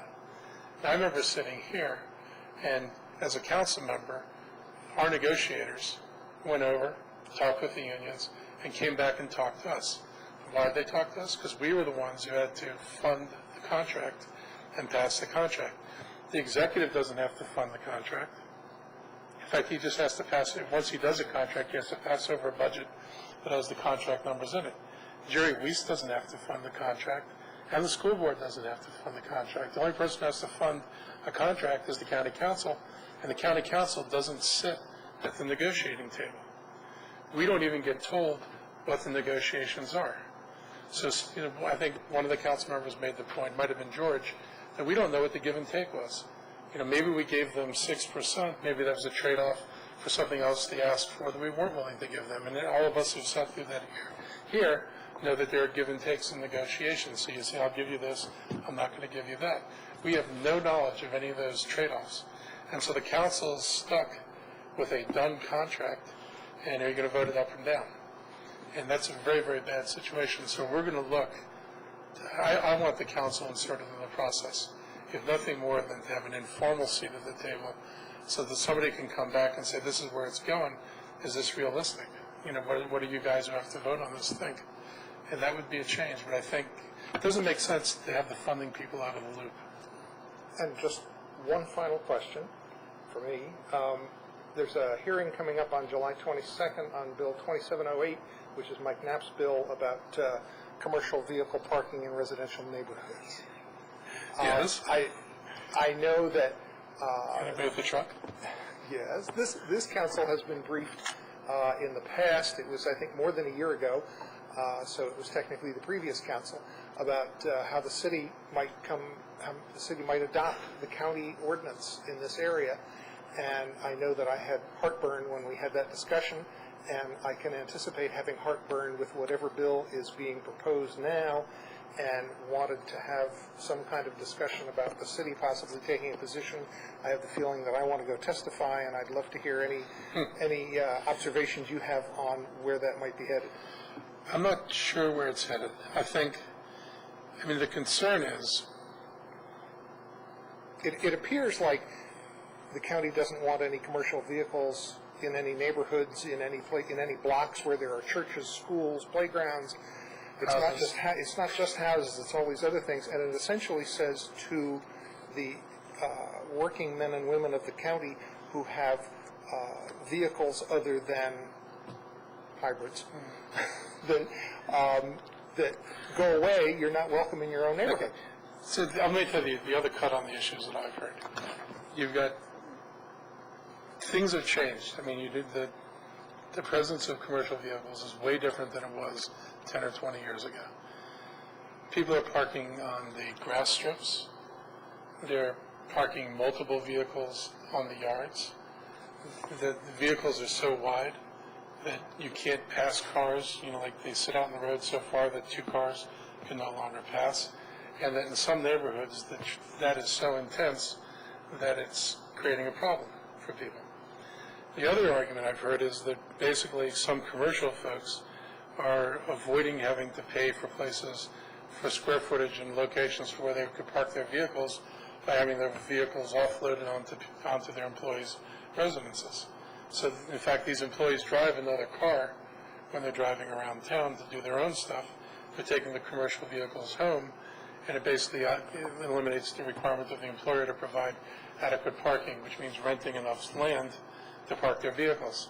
So I think the issue is complex. On the other hand, I said this in the paper, the county's changed, and it's a lot more working class than it was when I grew up here, and a lot more people, doing trades again that seem to have vehicles, and that may be part of the reality. So if you ban the vehicles altogether, I can't imagine where they're going to park. In Montgomery Village, I think it's Montgomery Village, or one of those places there, there's a road everybody parks on, and then they go into the neighborhood.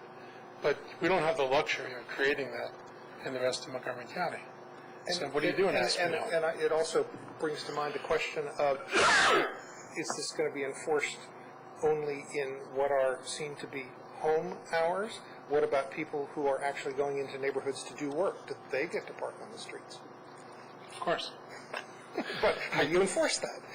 I mean, this is, Mike has at one community meeting up county where this is a much bigger issue. And I guess I'd say talk with Mike and see where he's going on it. It'll be his bill. And see what kind of input you can have on it. I see both sides of this, and it's a difficult, you don't want to take away a person's livelihood, but I don't want people parking on the grass strips and all over yards and making the streets impassable. So how do you find a balance between these two things? One truck on the street, it's a very different thing than one whole side of the street is nothing but trucks. Right. Just putting aside the issue of parking on the grass and so on. Well, and there's a difference between a truck and a van. Yes. And, right. I call those with Sprinters. the big box trucks. Oh yeah. Box trucks, dump trucks. Well, Yeah. I mean, I would have to say that overall, my residents don't want those things parked on the street. They would prefer a ban on the commercial vehicles. And they also, several of them have the problem that people park their vehicles in their neighborhood and then walk to some other place. Like that happens over Prince George's Avenue where the Belford Towers people do that, but it happens in a couple of the other places too where people are in apartment buildings and then they'll park down the street or they'll park in an area they think is a little bit safer or under a light.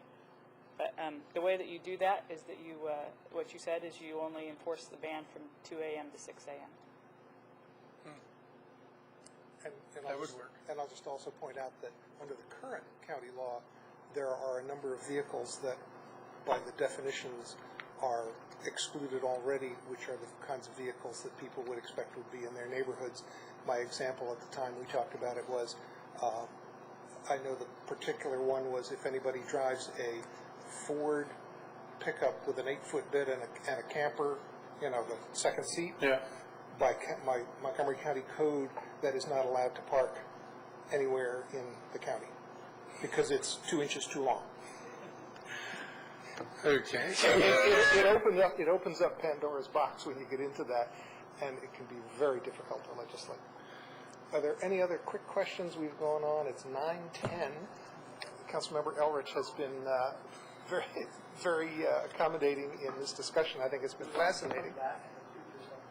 Hey, I mean, I'll come back anytime you guys want to, if there's anything, any particular topic you ever want to discuss. Monday nights are usually pretty good for me, and I'm always happy to come back here. And many of you have no problem finding me otherwise. So, that's not a But it's problem. great to have this kind of discussion, and I think this format made it even easier. Well, the next time, let's do it down here, because I would much rather do it down here than have you sitting up there and me sitting down. Being grilled down here. It's as much more collegial. No. If I wanted to do that, I would have gone and stand at the podium. It's much more collegial to sit around from people and have a conversation. So, Thanks very much. thank you. I think we'll take a very short break, and we'll come back for our work session item, which is identification of council priorities, which over the last few weeks, it seems like some of us thought we'd already finished.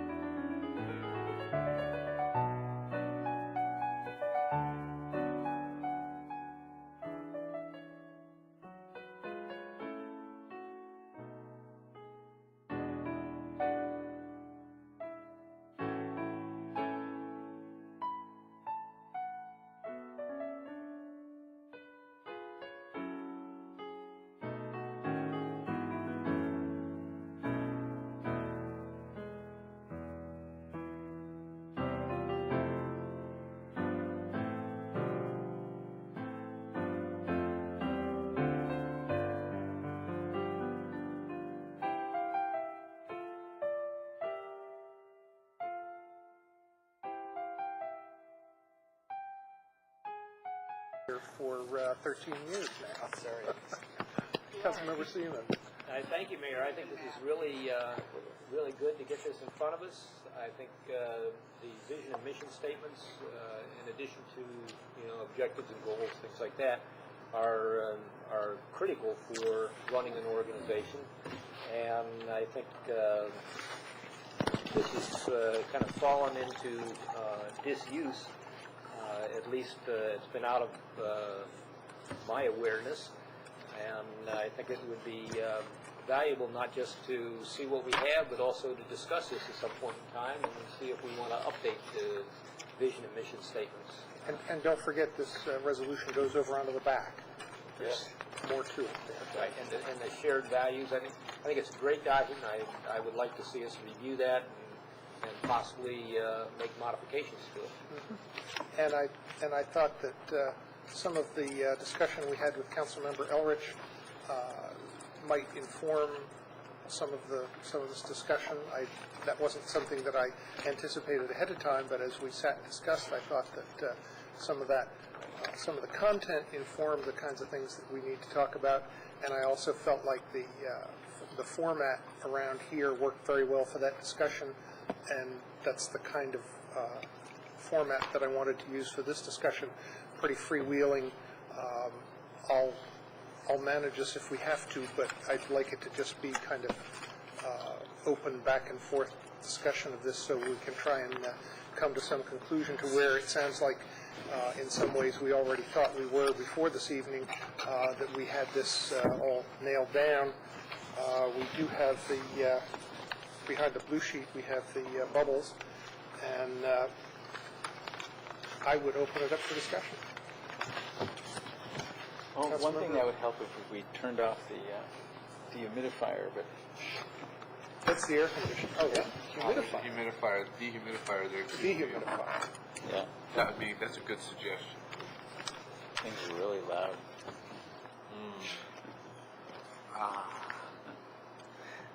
Okay, Then we'll just start to that'll sweat. motivate us to get moving too. That's true.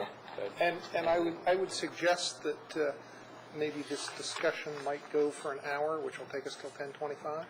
Sure. Josh, you had something you wanted to? I thought I liked this resolution. 1995. It was. In spirit, and I also I think this is still helpful. It doesn't always feel kind of at the right, neither thing kind of quite feels at the right level. I mean, I know in one way we're trying to suggest something that we could live by for a number of years. But how does that, I guess I'm looking to give direction to staff that sets a little bit more of prioritization, would be one comment. Because in this thing, you could be, there's no way we're going to be able to do all of these things well, really well. And then I think the thing we have to keep in mind is what do we really have an ability to impact? So like, I'm picking on one thing here. You look at development and transportation, and mass transit is under there. Yes, we're going to, we would fight to preserve things like the metro, but that seems sort of opportunistic as opposed to, are we really going to, as a city, make some sort of big push on mass transit? It doesn't feel like that's really something that we should, as a municipality, engage in based on the different levels of government and whose responsibility that is. In a significant way, that's not to say we shouldn't encourage our city to be bike-friendly and that sort of stuff, but and I guess that ties into how do we, within all these things, how do we give a sense of priority to the city manager and to the city staff? And did we have the discussion before? I don't remember about, like, if we wanted to keep some stuff included and we liked, just for example, the the way this is set up with the bubbles, if it was, you know, we wanted to keep it in there, but it had a much smaller bubble, that it was a lower priority, or some other format for suggesting the most important pieces, but still keeping the overall design of it. We did have that discussion a couple of months ago, and I think the agreement was we were all going to come back with either some bubbles X'd off that we didn't think were doable, or to prioritize the bubbles themselves. And I'm not sure we did that. I didn't even remember that. I think we also discussed that maybe this wasn't necessarily the right approach. That maybe we could come back with some suggestions on another approach. And I offer that as a segue to Councilmember Clay. Which is what this is. Ruben and Terry and I, abiding by the rule that we couldn't have four of us in the same room, got together and spent an afternoon trying to approach this from a slightly different angle, and using the Colorado Springs model, which we had a lot of people had a positive response to that, of the three models that the planning department or I don't know, that printed those out and looked for different models. And so we spent the afternoon, and we sat down together, and we got 3x5 cards, and we wrote down the goals and things we thought people had put out as priority projects, and tried to think about things that other council members had said, and things that we knew were high priorities, just to try to lay out to see what it would look like, with the idea that across the three, what do we call them, the top level pieces. Strategic prioritized goals. The big guys. Yeah, the sustainability, Priorities. the priorities. Right. So we laid those out with all the different things that we had talked about wanting to do, and then sorted them by what department we thought they would sit in. And you can't see it on this printout, but along the side there, it has all the different Those are departments. I can And- read them. I wrote them out in case you Okay. want to write them in. So the first thing that we did was do this matrix that you see here. And we did that on the table, laying out all the 3x5 cards.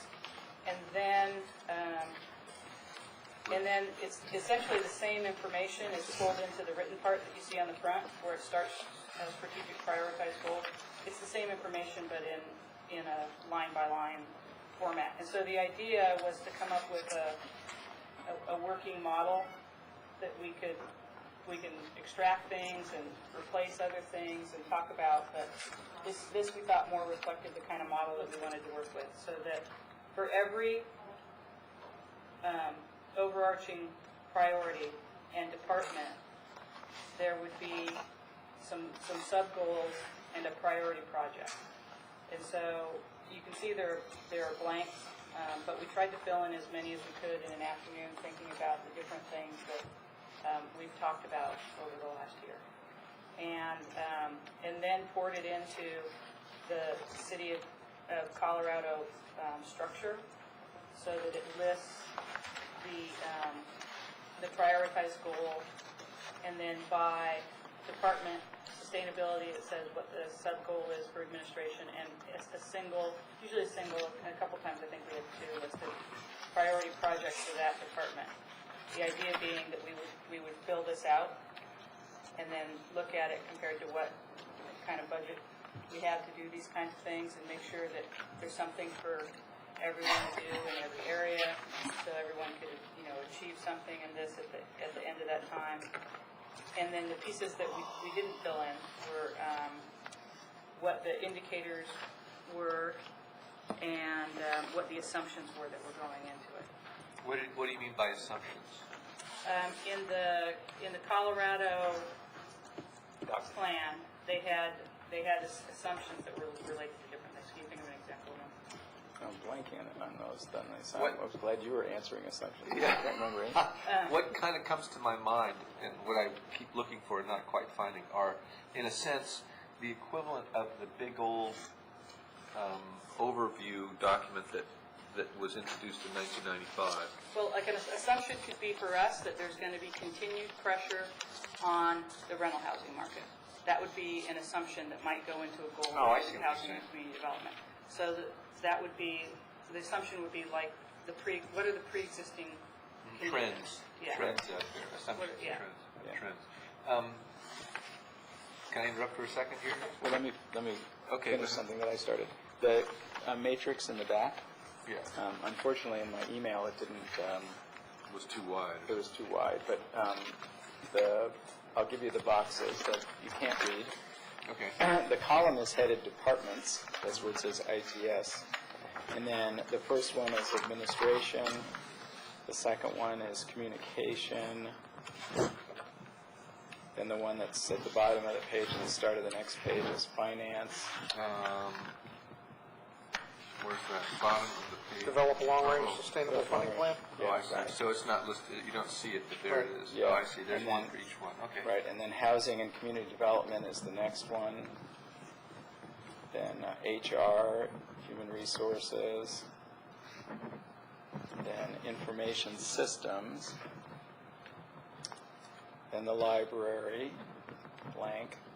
And then police is blank. At the bottom of the page, we're at public works.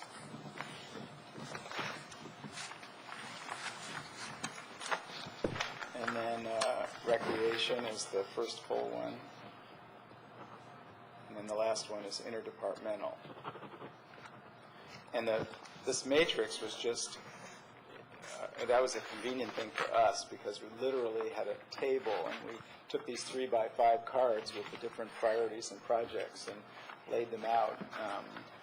And it was just a kind of organizing tool for us. And it's actually the same. And it's Information. identical, the same It's information. spelled in a it's just different way. In a different way in the first part. In a sense, the first part is a little easier, I think, a little easier to look at when you're just looking at it. But when you're developing the thing, you want to make sure that you have, or you'd like to have,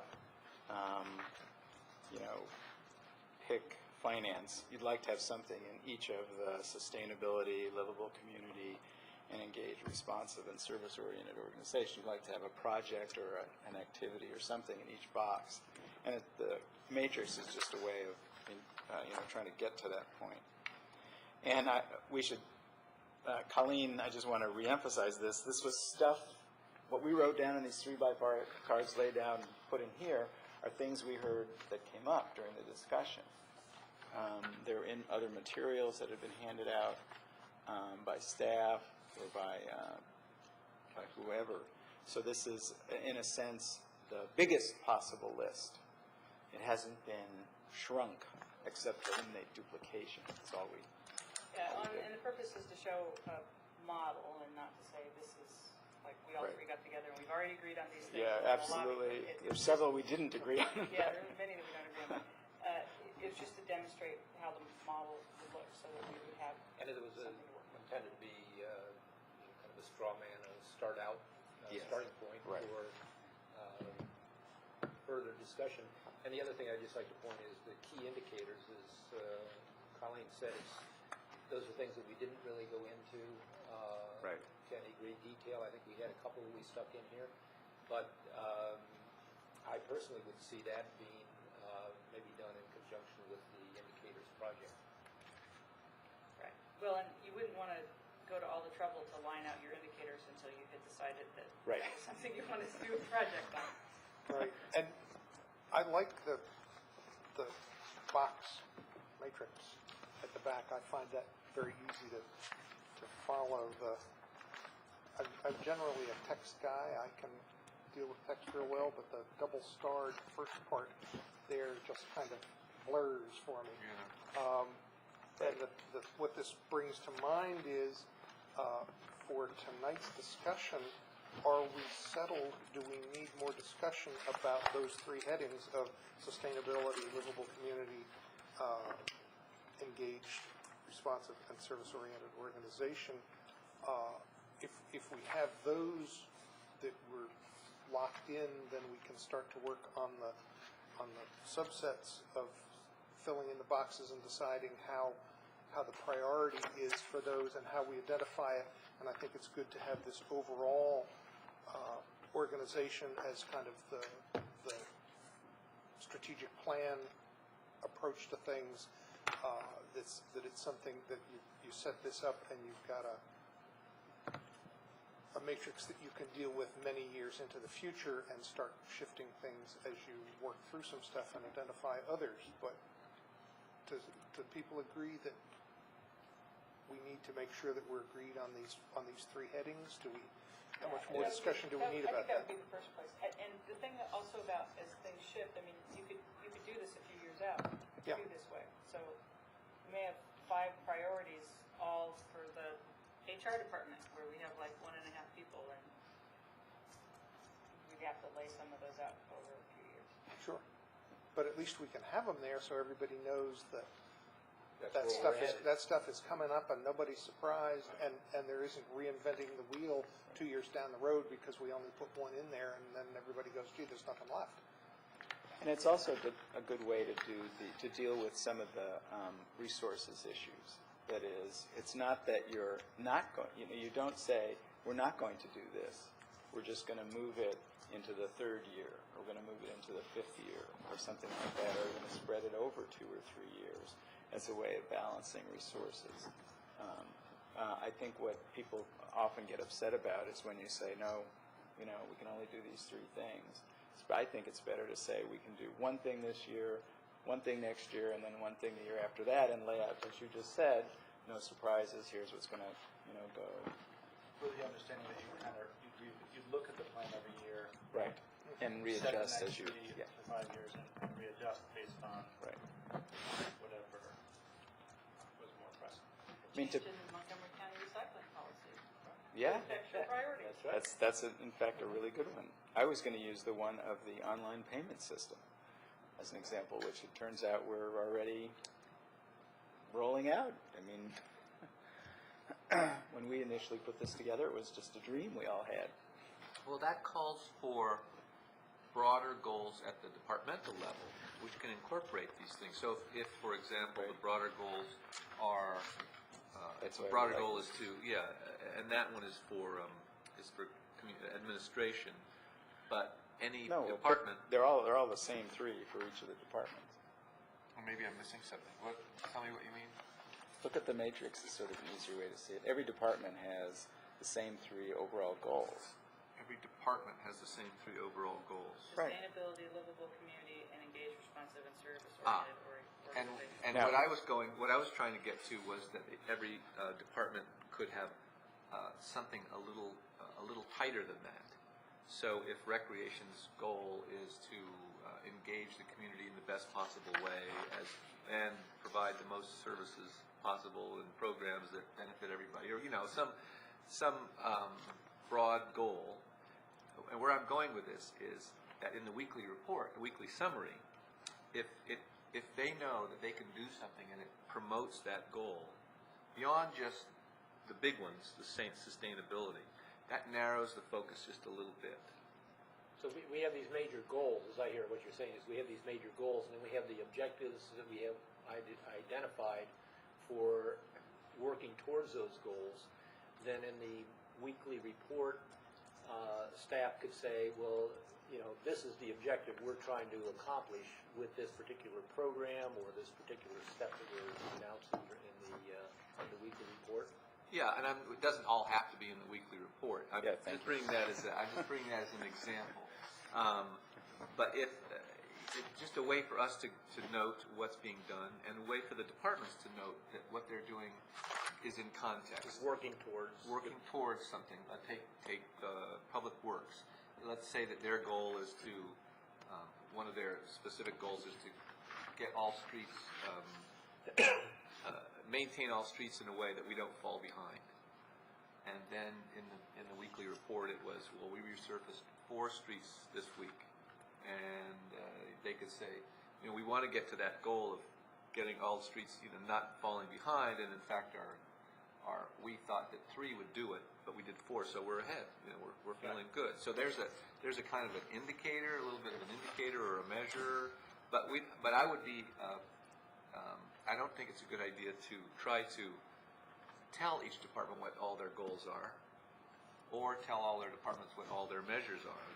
We have to look to them to a certain extent to get back from them what works for them and what will ring their bell, because that will help them Well, I think that's a do good things. point, that this has got to be a iterative process of developing these, And it has to this include document, and and it it has certainly to- has to include the staff. Yeah. And at some point in time, it has to include city residents too. Well, certainly we get feedback from residents, and we're part of that process. Right. But the staffs themselves, and to tell the staff what we're hearing. But I think we'd be remiss if we didn't allow staff to have a very large role in developing their own goals, given all this good information that we're seeding the conversation with. And, I think and Well, participating. I'm slightly uncomfortable with the way you said that. I don't Okay. think you meant it this way. All right, what's your discomfort? And my concern is that it's the council's responsibility to set the priorities, big, broad priorities. If what you meant by what you said, that the department would respond with how they were going to accomplish that particular goal. For instance, if it were the library here talking about expanding internet usage by city residents, okay, or develop a program, or something like that. And that would ostensibly be under livable community. That's a and sustainability. responsive yeah. or And then service-oriented. the library would come back and say, well, actually, how about this? And they come back with something. But I think I would go even a Related to little it. bit beyond that and say that I think the staff members should certainly give us feedback on a draft document that we Oh, yeah. prepare, Right. and say, well, you thought about internet, but did you think about Right. mobile book library or something like Right. that? Something we hadn't even been thinking about. And I wanna- They have the professional experience Right. that I think is important to integrate into this document. your point about the resident input, I know that many times I've seen the dynamic where you're damned if you do and damned if you don't. If you go to folks early on and say, we're thinking about this big, broad subject and we want your input, they go, well, you're not giving me anything to react to. You've come too early, and then you put together something and you get down to some specifics and you say, here's the thing, what do you think? They go, well, why didn't you ask for my input sooner? And so you're always going to have those pressures that way, but I think in this case, what would be most helpful for residents would be if we develop this to a greater extent and put this structure together and say, give us your input on particular areas. You can comment on the general goals, but it's also helpful if you say, well, gee, you missed out on such and such, or whatever their feedback might be. But they also participate in these meetings through us. And That's correct. That's why we do this in a public forum, is so that people, our constituents can listen to this, get back to us with their opinions, and we come here and represent them at the table when we're developing the document. So, Yeah, and you could see how this would work. If you look on the page 5, housing and community development, we've got a priority project, develop strategies and implement a program to encourage, retain, and revitalize retail development within the city. Which Under one's that? livable community in the middle. Develop strategies. Got it. Yeah, and that's something that is fairly specific, but it's not. Right.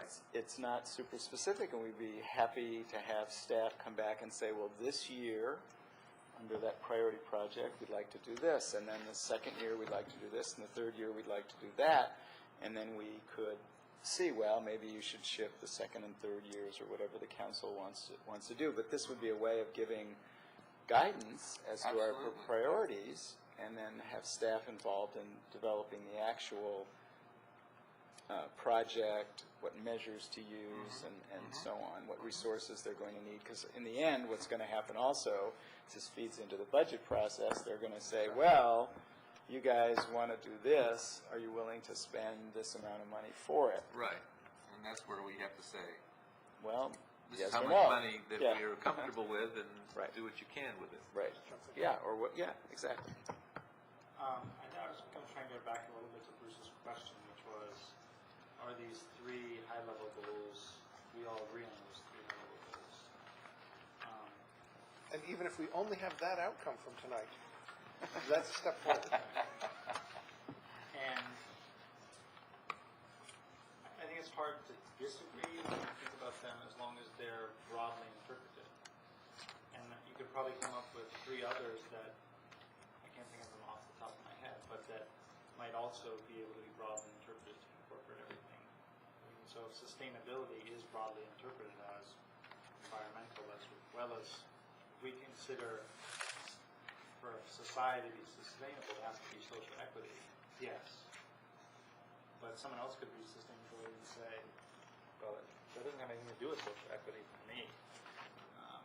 So I guess I'm saying, yes, I can agree to those as I think we're broadly, as we're broadly. Barb, did you put the bubbles in there?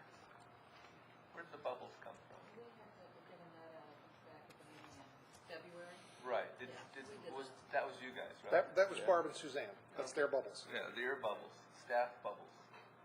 I think what we were trying to do is not necessarily recommending that these are the areas, but to kind of point out to the council as kind of more food for thought, all the areas that might fall into these categories. Things that we're involved in or could be involved in. Right, and then I think it's a matter of choice. Right. Sure. Right. Start with first and what's most achievable. For definitions. Right.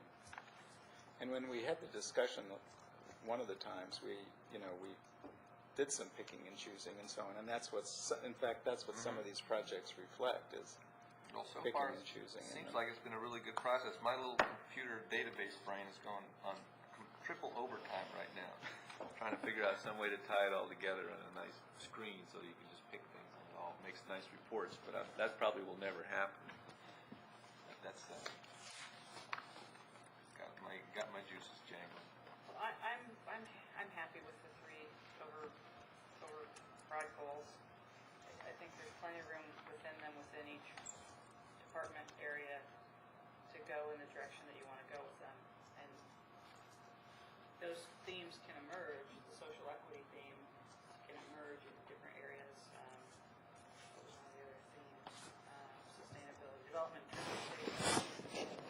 All of these financial the environmental themes, yeah, they're all reflected in the priorities. They're not categorized in the same way. This was very nice, but it doesn't fit in my brain. I couldn't make it work for me as a way to think about how to do the strategic plan.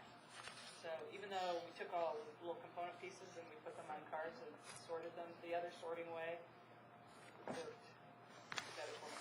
And I would also like to say we spent 18 months talking about definitions of affordable housing, and if we could just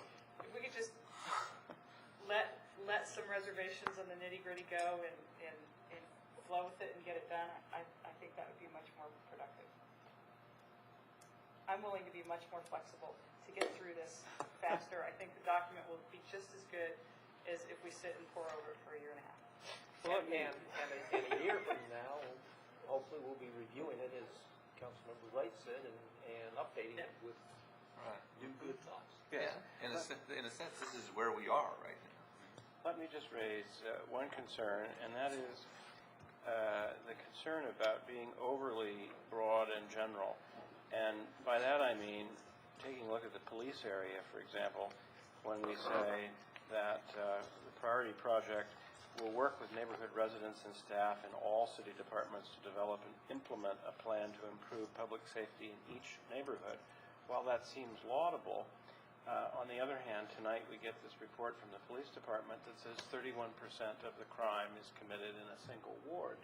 And my concern is that if this implies a certain amount of equity it raises two issues. One, can the department actually do it for each neighborhood, assuming that means ward rather than the clusters of houses and population within the ward?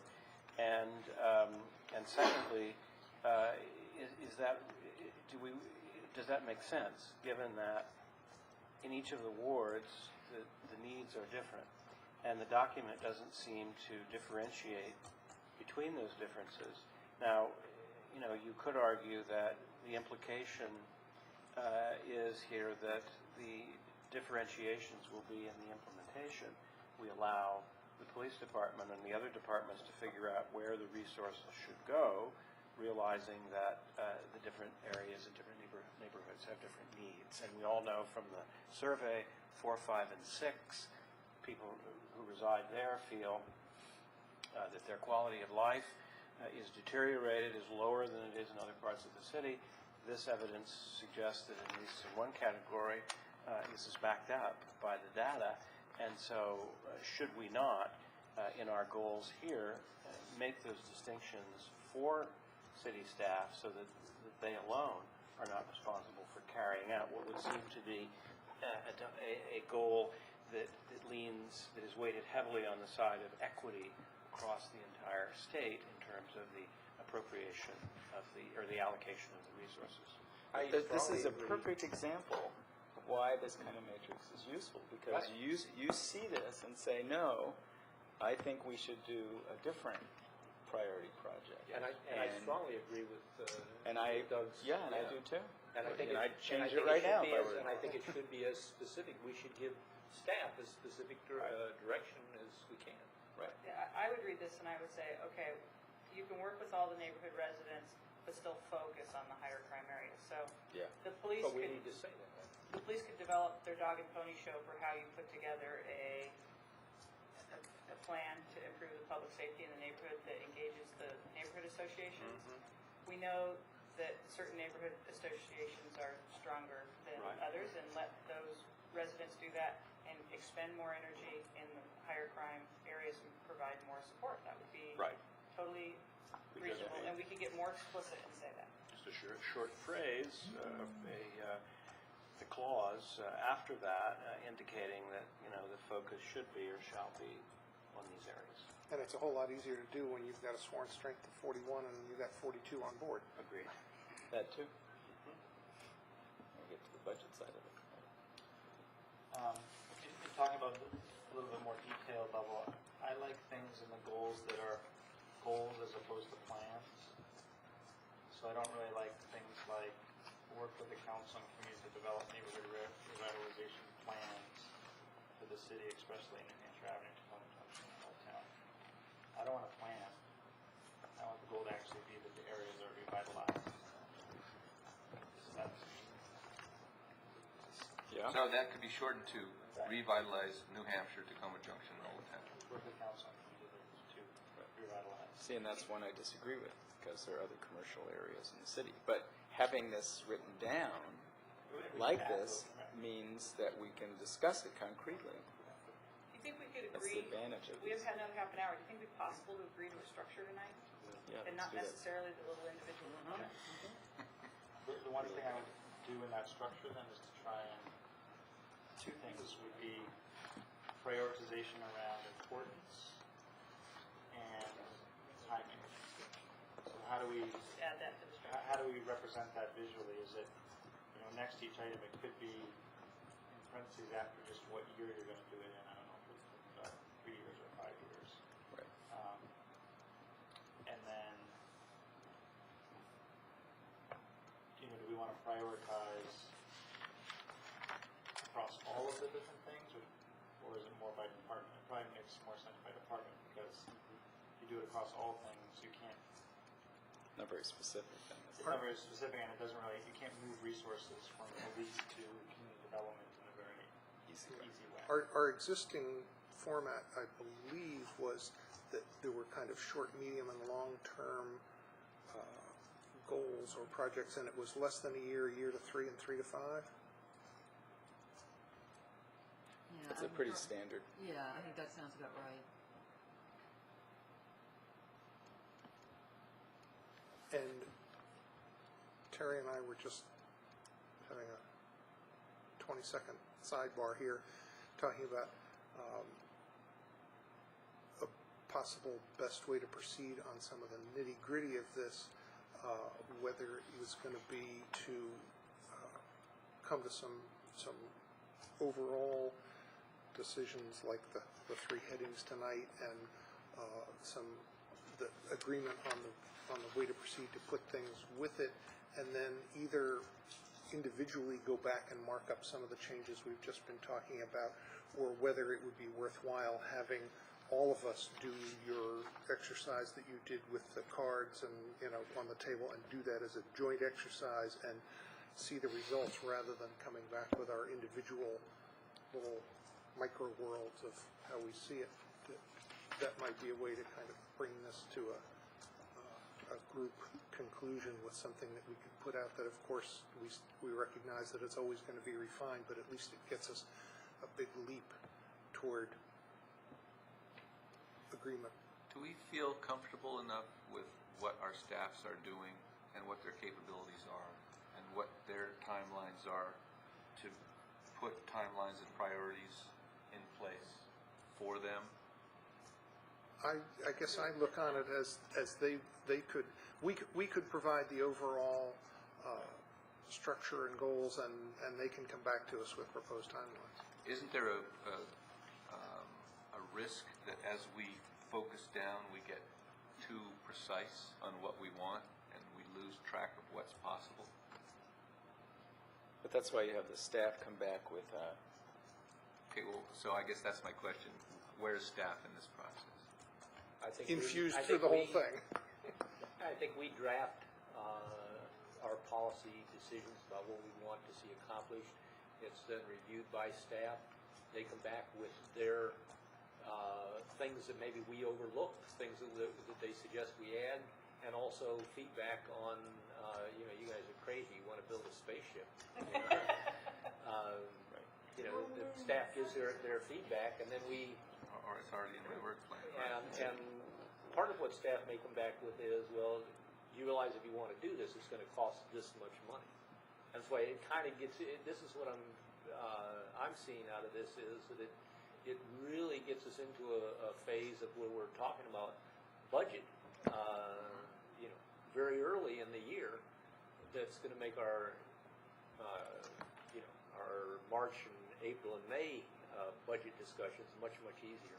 I agree. Barb, you had some I was just going to suggest that maybe the council could focus a little bit on the broader goals and not which department, and I'll give an example. There was a discussion about revitalizing the New Hampshire Avenue corridor, and that was viewed as being strictly HCD. The reality is, as Doug was alluding to, if we don't get a handle on the crime problems along that corridor, quite frankly, HCD could work itself into a frenzy. But if people do not feel safe, that area is not going to be what the council wants it to be. So I guess my suggestion would be maybe you stay up at a little higher level, because I think it may involve departments that maybe the council's not thinking that it may involve, rather than kind of trying to segment it. But that actually wasn't what we were thinking when we did this, that this was exclusively an HCD thing. This is just one of the things that we had a card for. I think another thing that we should do is see which things are linked and are required to move forward together. Like, can you do online payment for whatever department without at the same time having something happening from finance or from admin to support that. So at some point you'd have to look and see how they interconnected and whether or not you had priorities that were dangling without the other support systems. Yeah, I think that would be, I guess what I'm saying is, rather than the council sort of getting too mired down into those finer points, if you can help me understand kind of what your vision is, then I think as we have a chance to review it, we can sort of point out what things all have to connect to one another.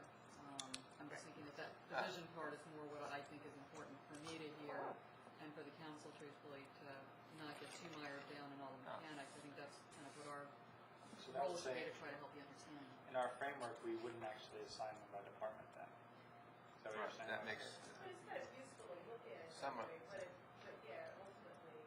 some might be obvious, but there might be other elements that we don't. Right, and I think when we have a chance to come back and tell you what resources are needed, that in and of itself is going to speak to how it might impact individual departments. But I think I would disagree with that, because I think part of it for our process was trying not to overburden a particular area. And so part of, we're looking at everything in sustainability, but we're also looking like what's happening across the different departments in these areas. So you don't get one area that's too heavy. And I think it's a tool to have that conversation about it.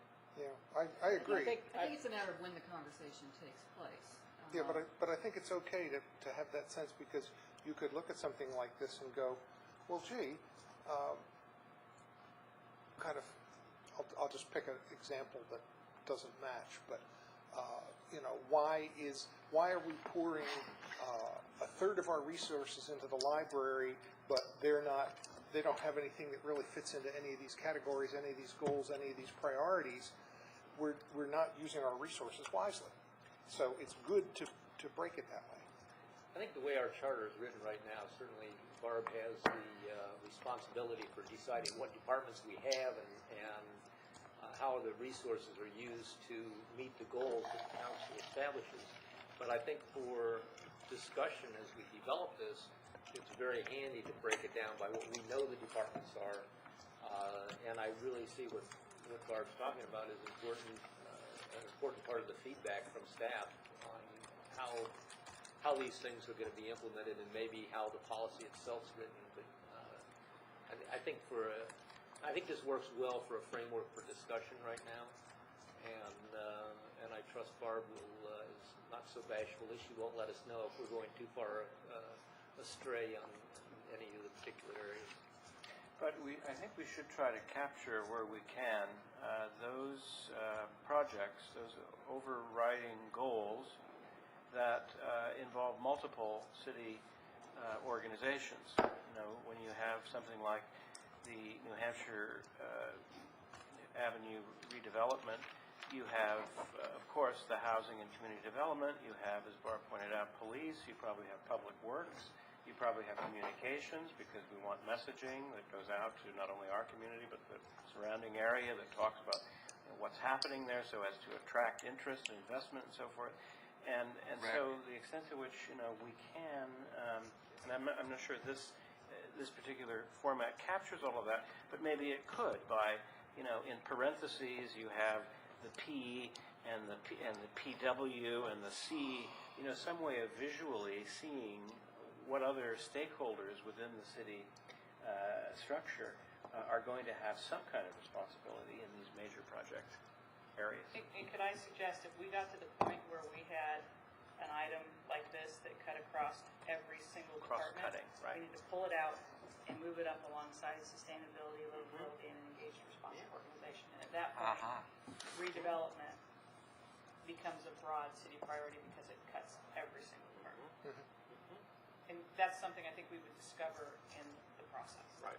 I find myself liking this format and liking the 3 column headers, the 3 big goals, and working to develop the details that go with it that make it most useful and most understandable.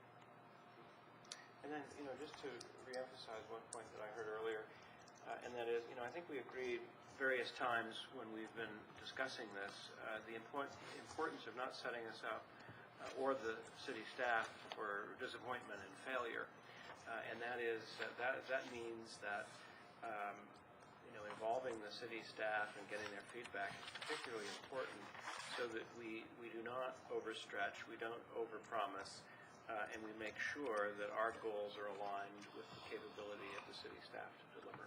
And that's such an important part, to me anyway, and I think it is to others as well. We make sure we get that right. I think the other powerful thing if we get it right is that if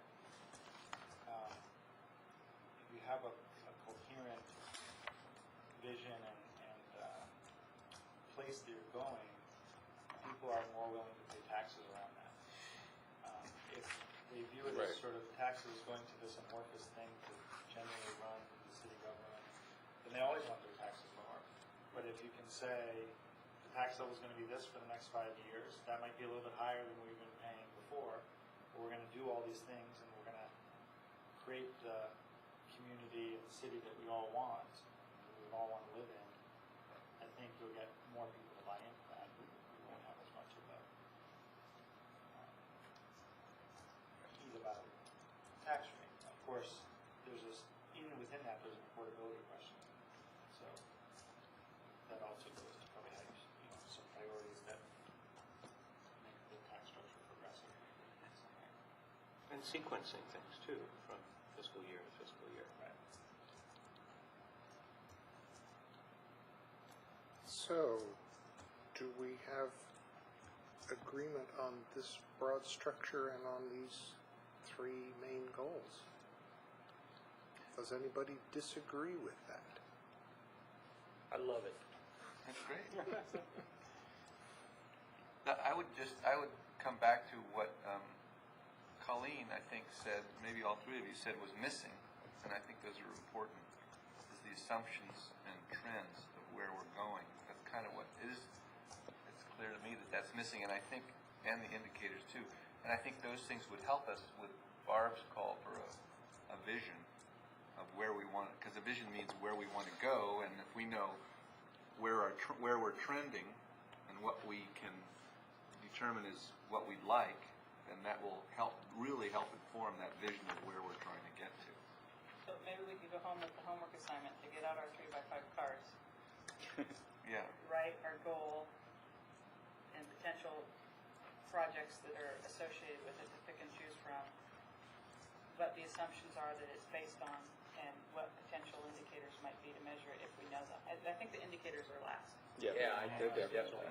But we might, some would be no-brainers, like safe community for all will reduce crime level, or something, or safe community for Ward 6, One of the reduce good crime things level. about if we do it on, whether we do it on our cards or how we do it, but if we do it that way and we have the goal, some potential projects, and we list our assumptions at that time, it'll help the rest of us to understand what the thinking is that's going into it without us all having to stop and describe that every time. We actually do it and then read the stuff. So what did you say we were supposed to do? Go home, write our goals and our whats? You said one other thing. The goals, the priorities, and the assumptions that go into that.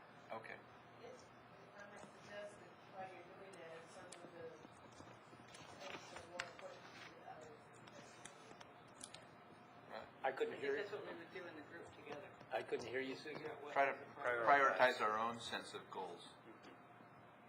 Don't just You're put up. saying bring each of those things back on an index card so we can trade them around them, put them on the table, and start talking, and then we'll be able to prioritize associated with that. I think it'd be easiest if we did one horizontal a row at a time. Like we did all the admin and all the communications at a time. I was going to suggest that the three people who have already worked on this with 3x5 cards do a little more work and solicit some of the input from the others of us and yourselves as well, and kind of help us get to the point where we can come back and work together to prioritize with those. And I just don't want us each individually going out and kind of, some level of effort, higher or lower, depending on time constraints, and come back to it and kind of go, what are we doing here? You all have already kind of worked this. I would be willing Work to it a do little that. more. Yes. That's a good idea. We can send you electronic 3x5 cards. And work it up, and we'll come back with another session that is structured in such a way, physically structured in such a way to make it easy to do that. We might even, I don't know. There's the constraints of do we want to do it with the cameras? Therefore, it's probably in this room. Do we want to spread out over more of the room? Do we want to use the tables? How do we want to do that? We won't necessarily just be sitting in chairs Throwing darts? with suction cups. I think thinking a little bit about that process would be a good idea too, between now and then the next time we do it. But I really like the idea of starting with these kinds of things and sending our contributions to Terry. That sounded good to me. I said the three that worked on it. And with a goal of coming back to this in September. Yeah. Is that what we're looking at? Well, it's not going to happen in July, it's not going to happen in August. Right. Okay, just checking. So we can take that in the agenda, I think, on the 28th, there's us voting on a resolution for council priorities. Yeah, that's what I saw, that's right. We can talk about it, I don't think we can vote on the resolution. We can vote on it. Where was that? Yeah, resolution adopting the council's priorities, tentative, regular meeting July 28th. So, Well, here's- we could adopt these three headings Right. That's true. and say, fleshing out of the details to follow. Or we could And skip that step. whatever we think is best, and in the meantime, we'll have had a chance to see how we might want to incorporate anything from this or any of the other pieces that we come up with. And Did you guys, have you guys ever seen Galaxy Quest? Yes. That movie? Yeah. Right. Could see that. They Great took movie. old Star Trek, their Star Trek type Right. broadcasts from Earth, and aliens saw it, and they thought it was true, and they said, historical documents. And then they built the whole world around it. And I see staff chortling down at the end there. What have we done that causes such?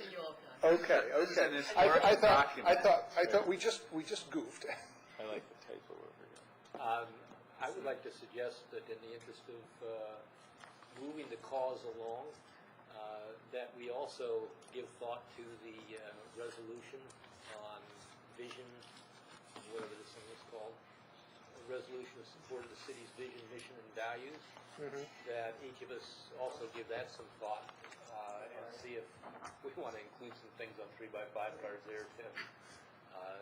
Not for the priorities document, but in interest of maybe updating this. Well, actually, that's in the Colorado Springs plan. I Yeah, stripped it it out of was. here because it wasn't ours, but it's in that plan, so. So, are you saying we might want to revise this? Yes, that's exactly what I'm trying to say, but, it's late in the evening. Yeah. And that's what I was saying. Yeah, I know. Can you send out the link again? But I'm just saying that we give a homework assignment Right. to work on that too. Marvelous, I think, was it kind of opinion about this? I just was wondering. Yeah. I mean, the total quality Feel very good management. about it. And I was wondering, like. It's the typeface. She's not appreciative of the old-time typeface. Yeah. I don't think that, I just was wondering if there was some more broad feedback, what it was you didn't like. TQM, do you remember TQM? Oh, don't go there. I guess my overall feeling is that there's just so much text, and I guess I tend to prefer vision or mission statements that are sort of short, sort of punchy, sum it up in a sentence or two. I just think when you have a vision statement that goes on for a page and a half, I just personally don't care for that. So.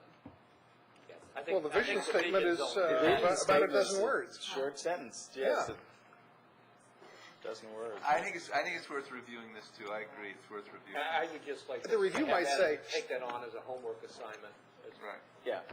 During So same the period of homework time. assignments are, get the ideas for the 3x5 cards for the next discussion to the committee of three chaired by Councilmember Siemens, and review the 1995 resolution and be ready for the next iteration of this in September.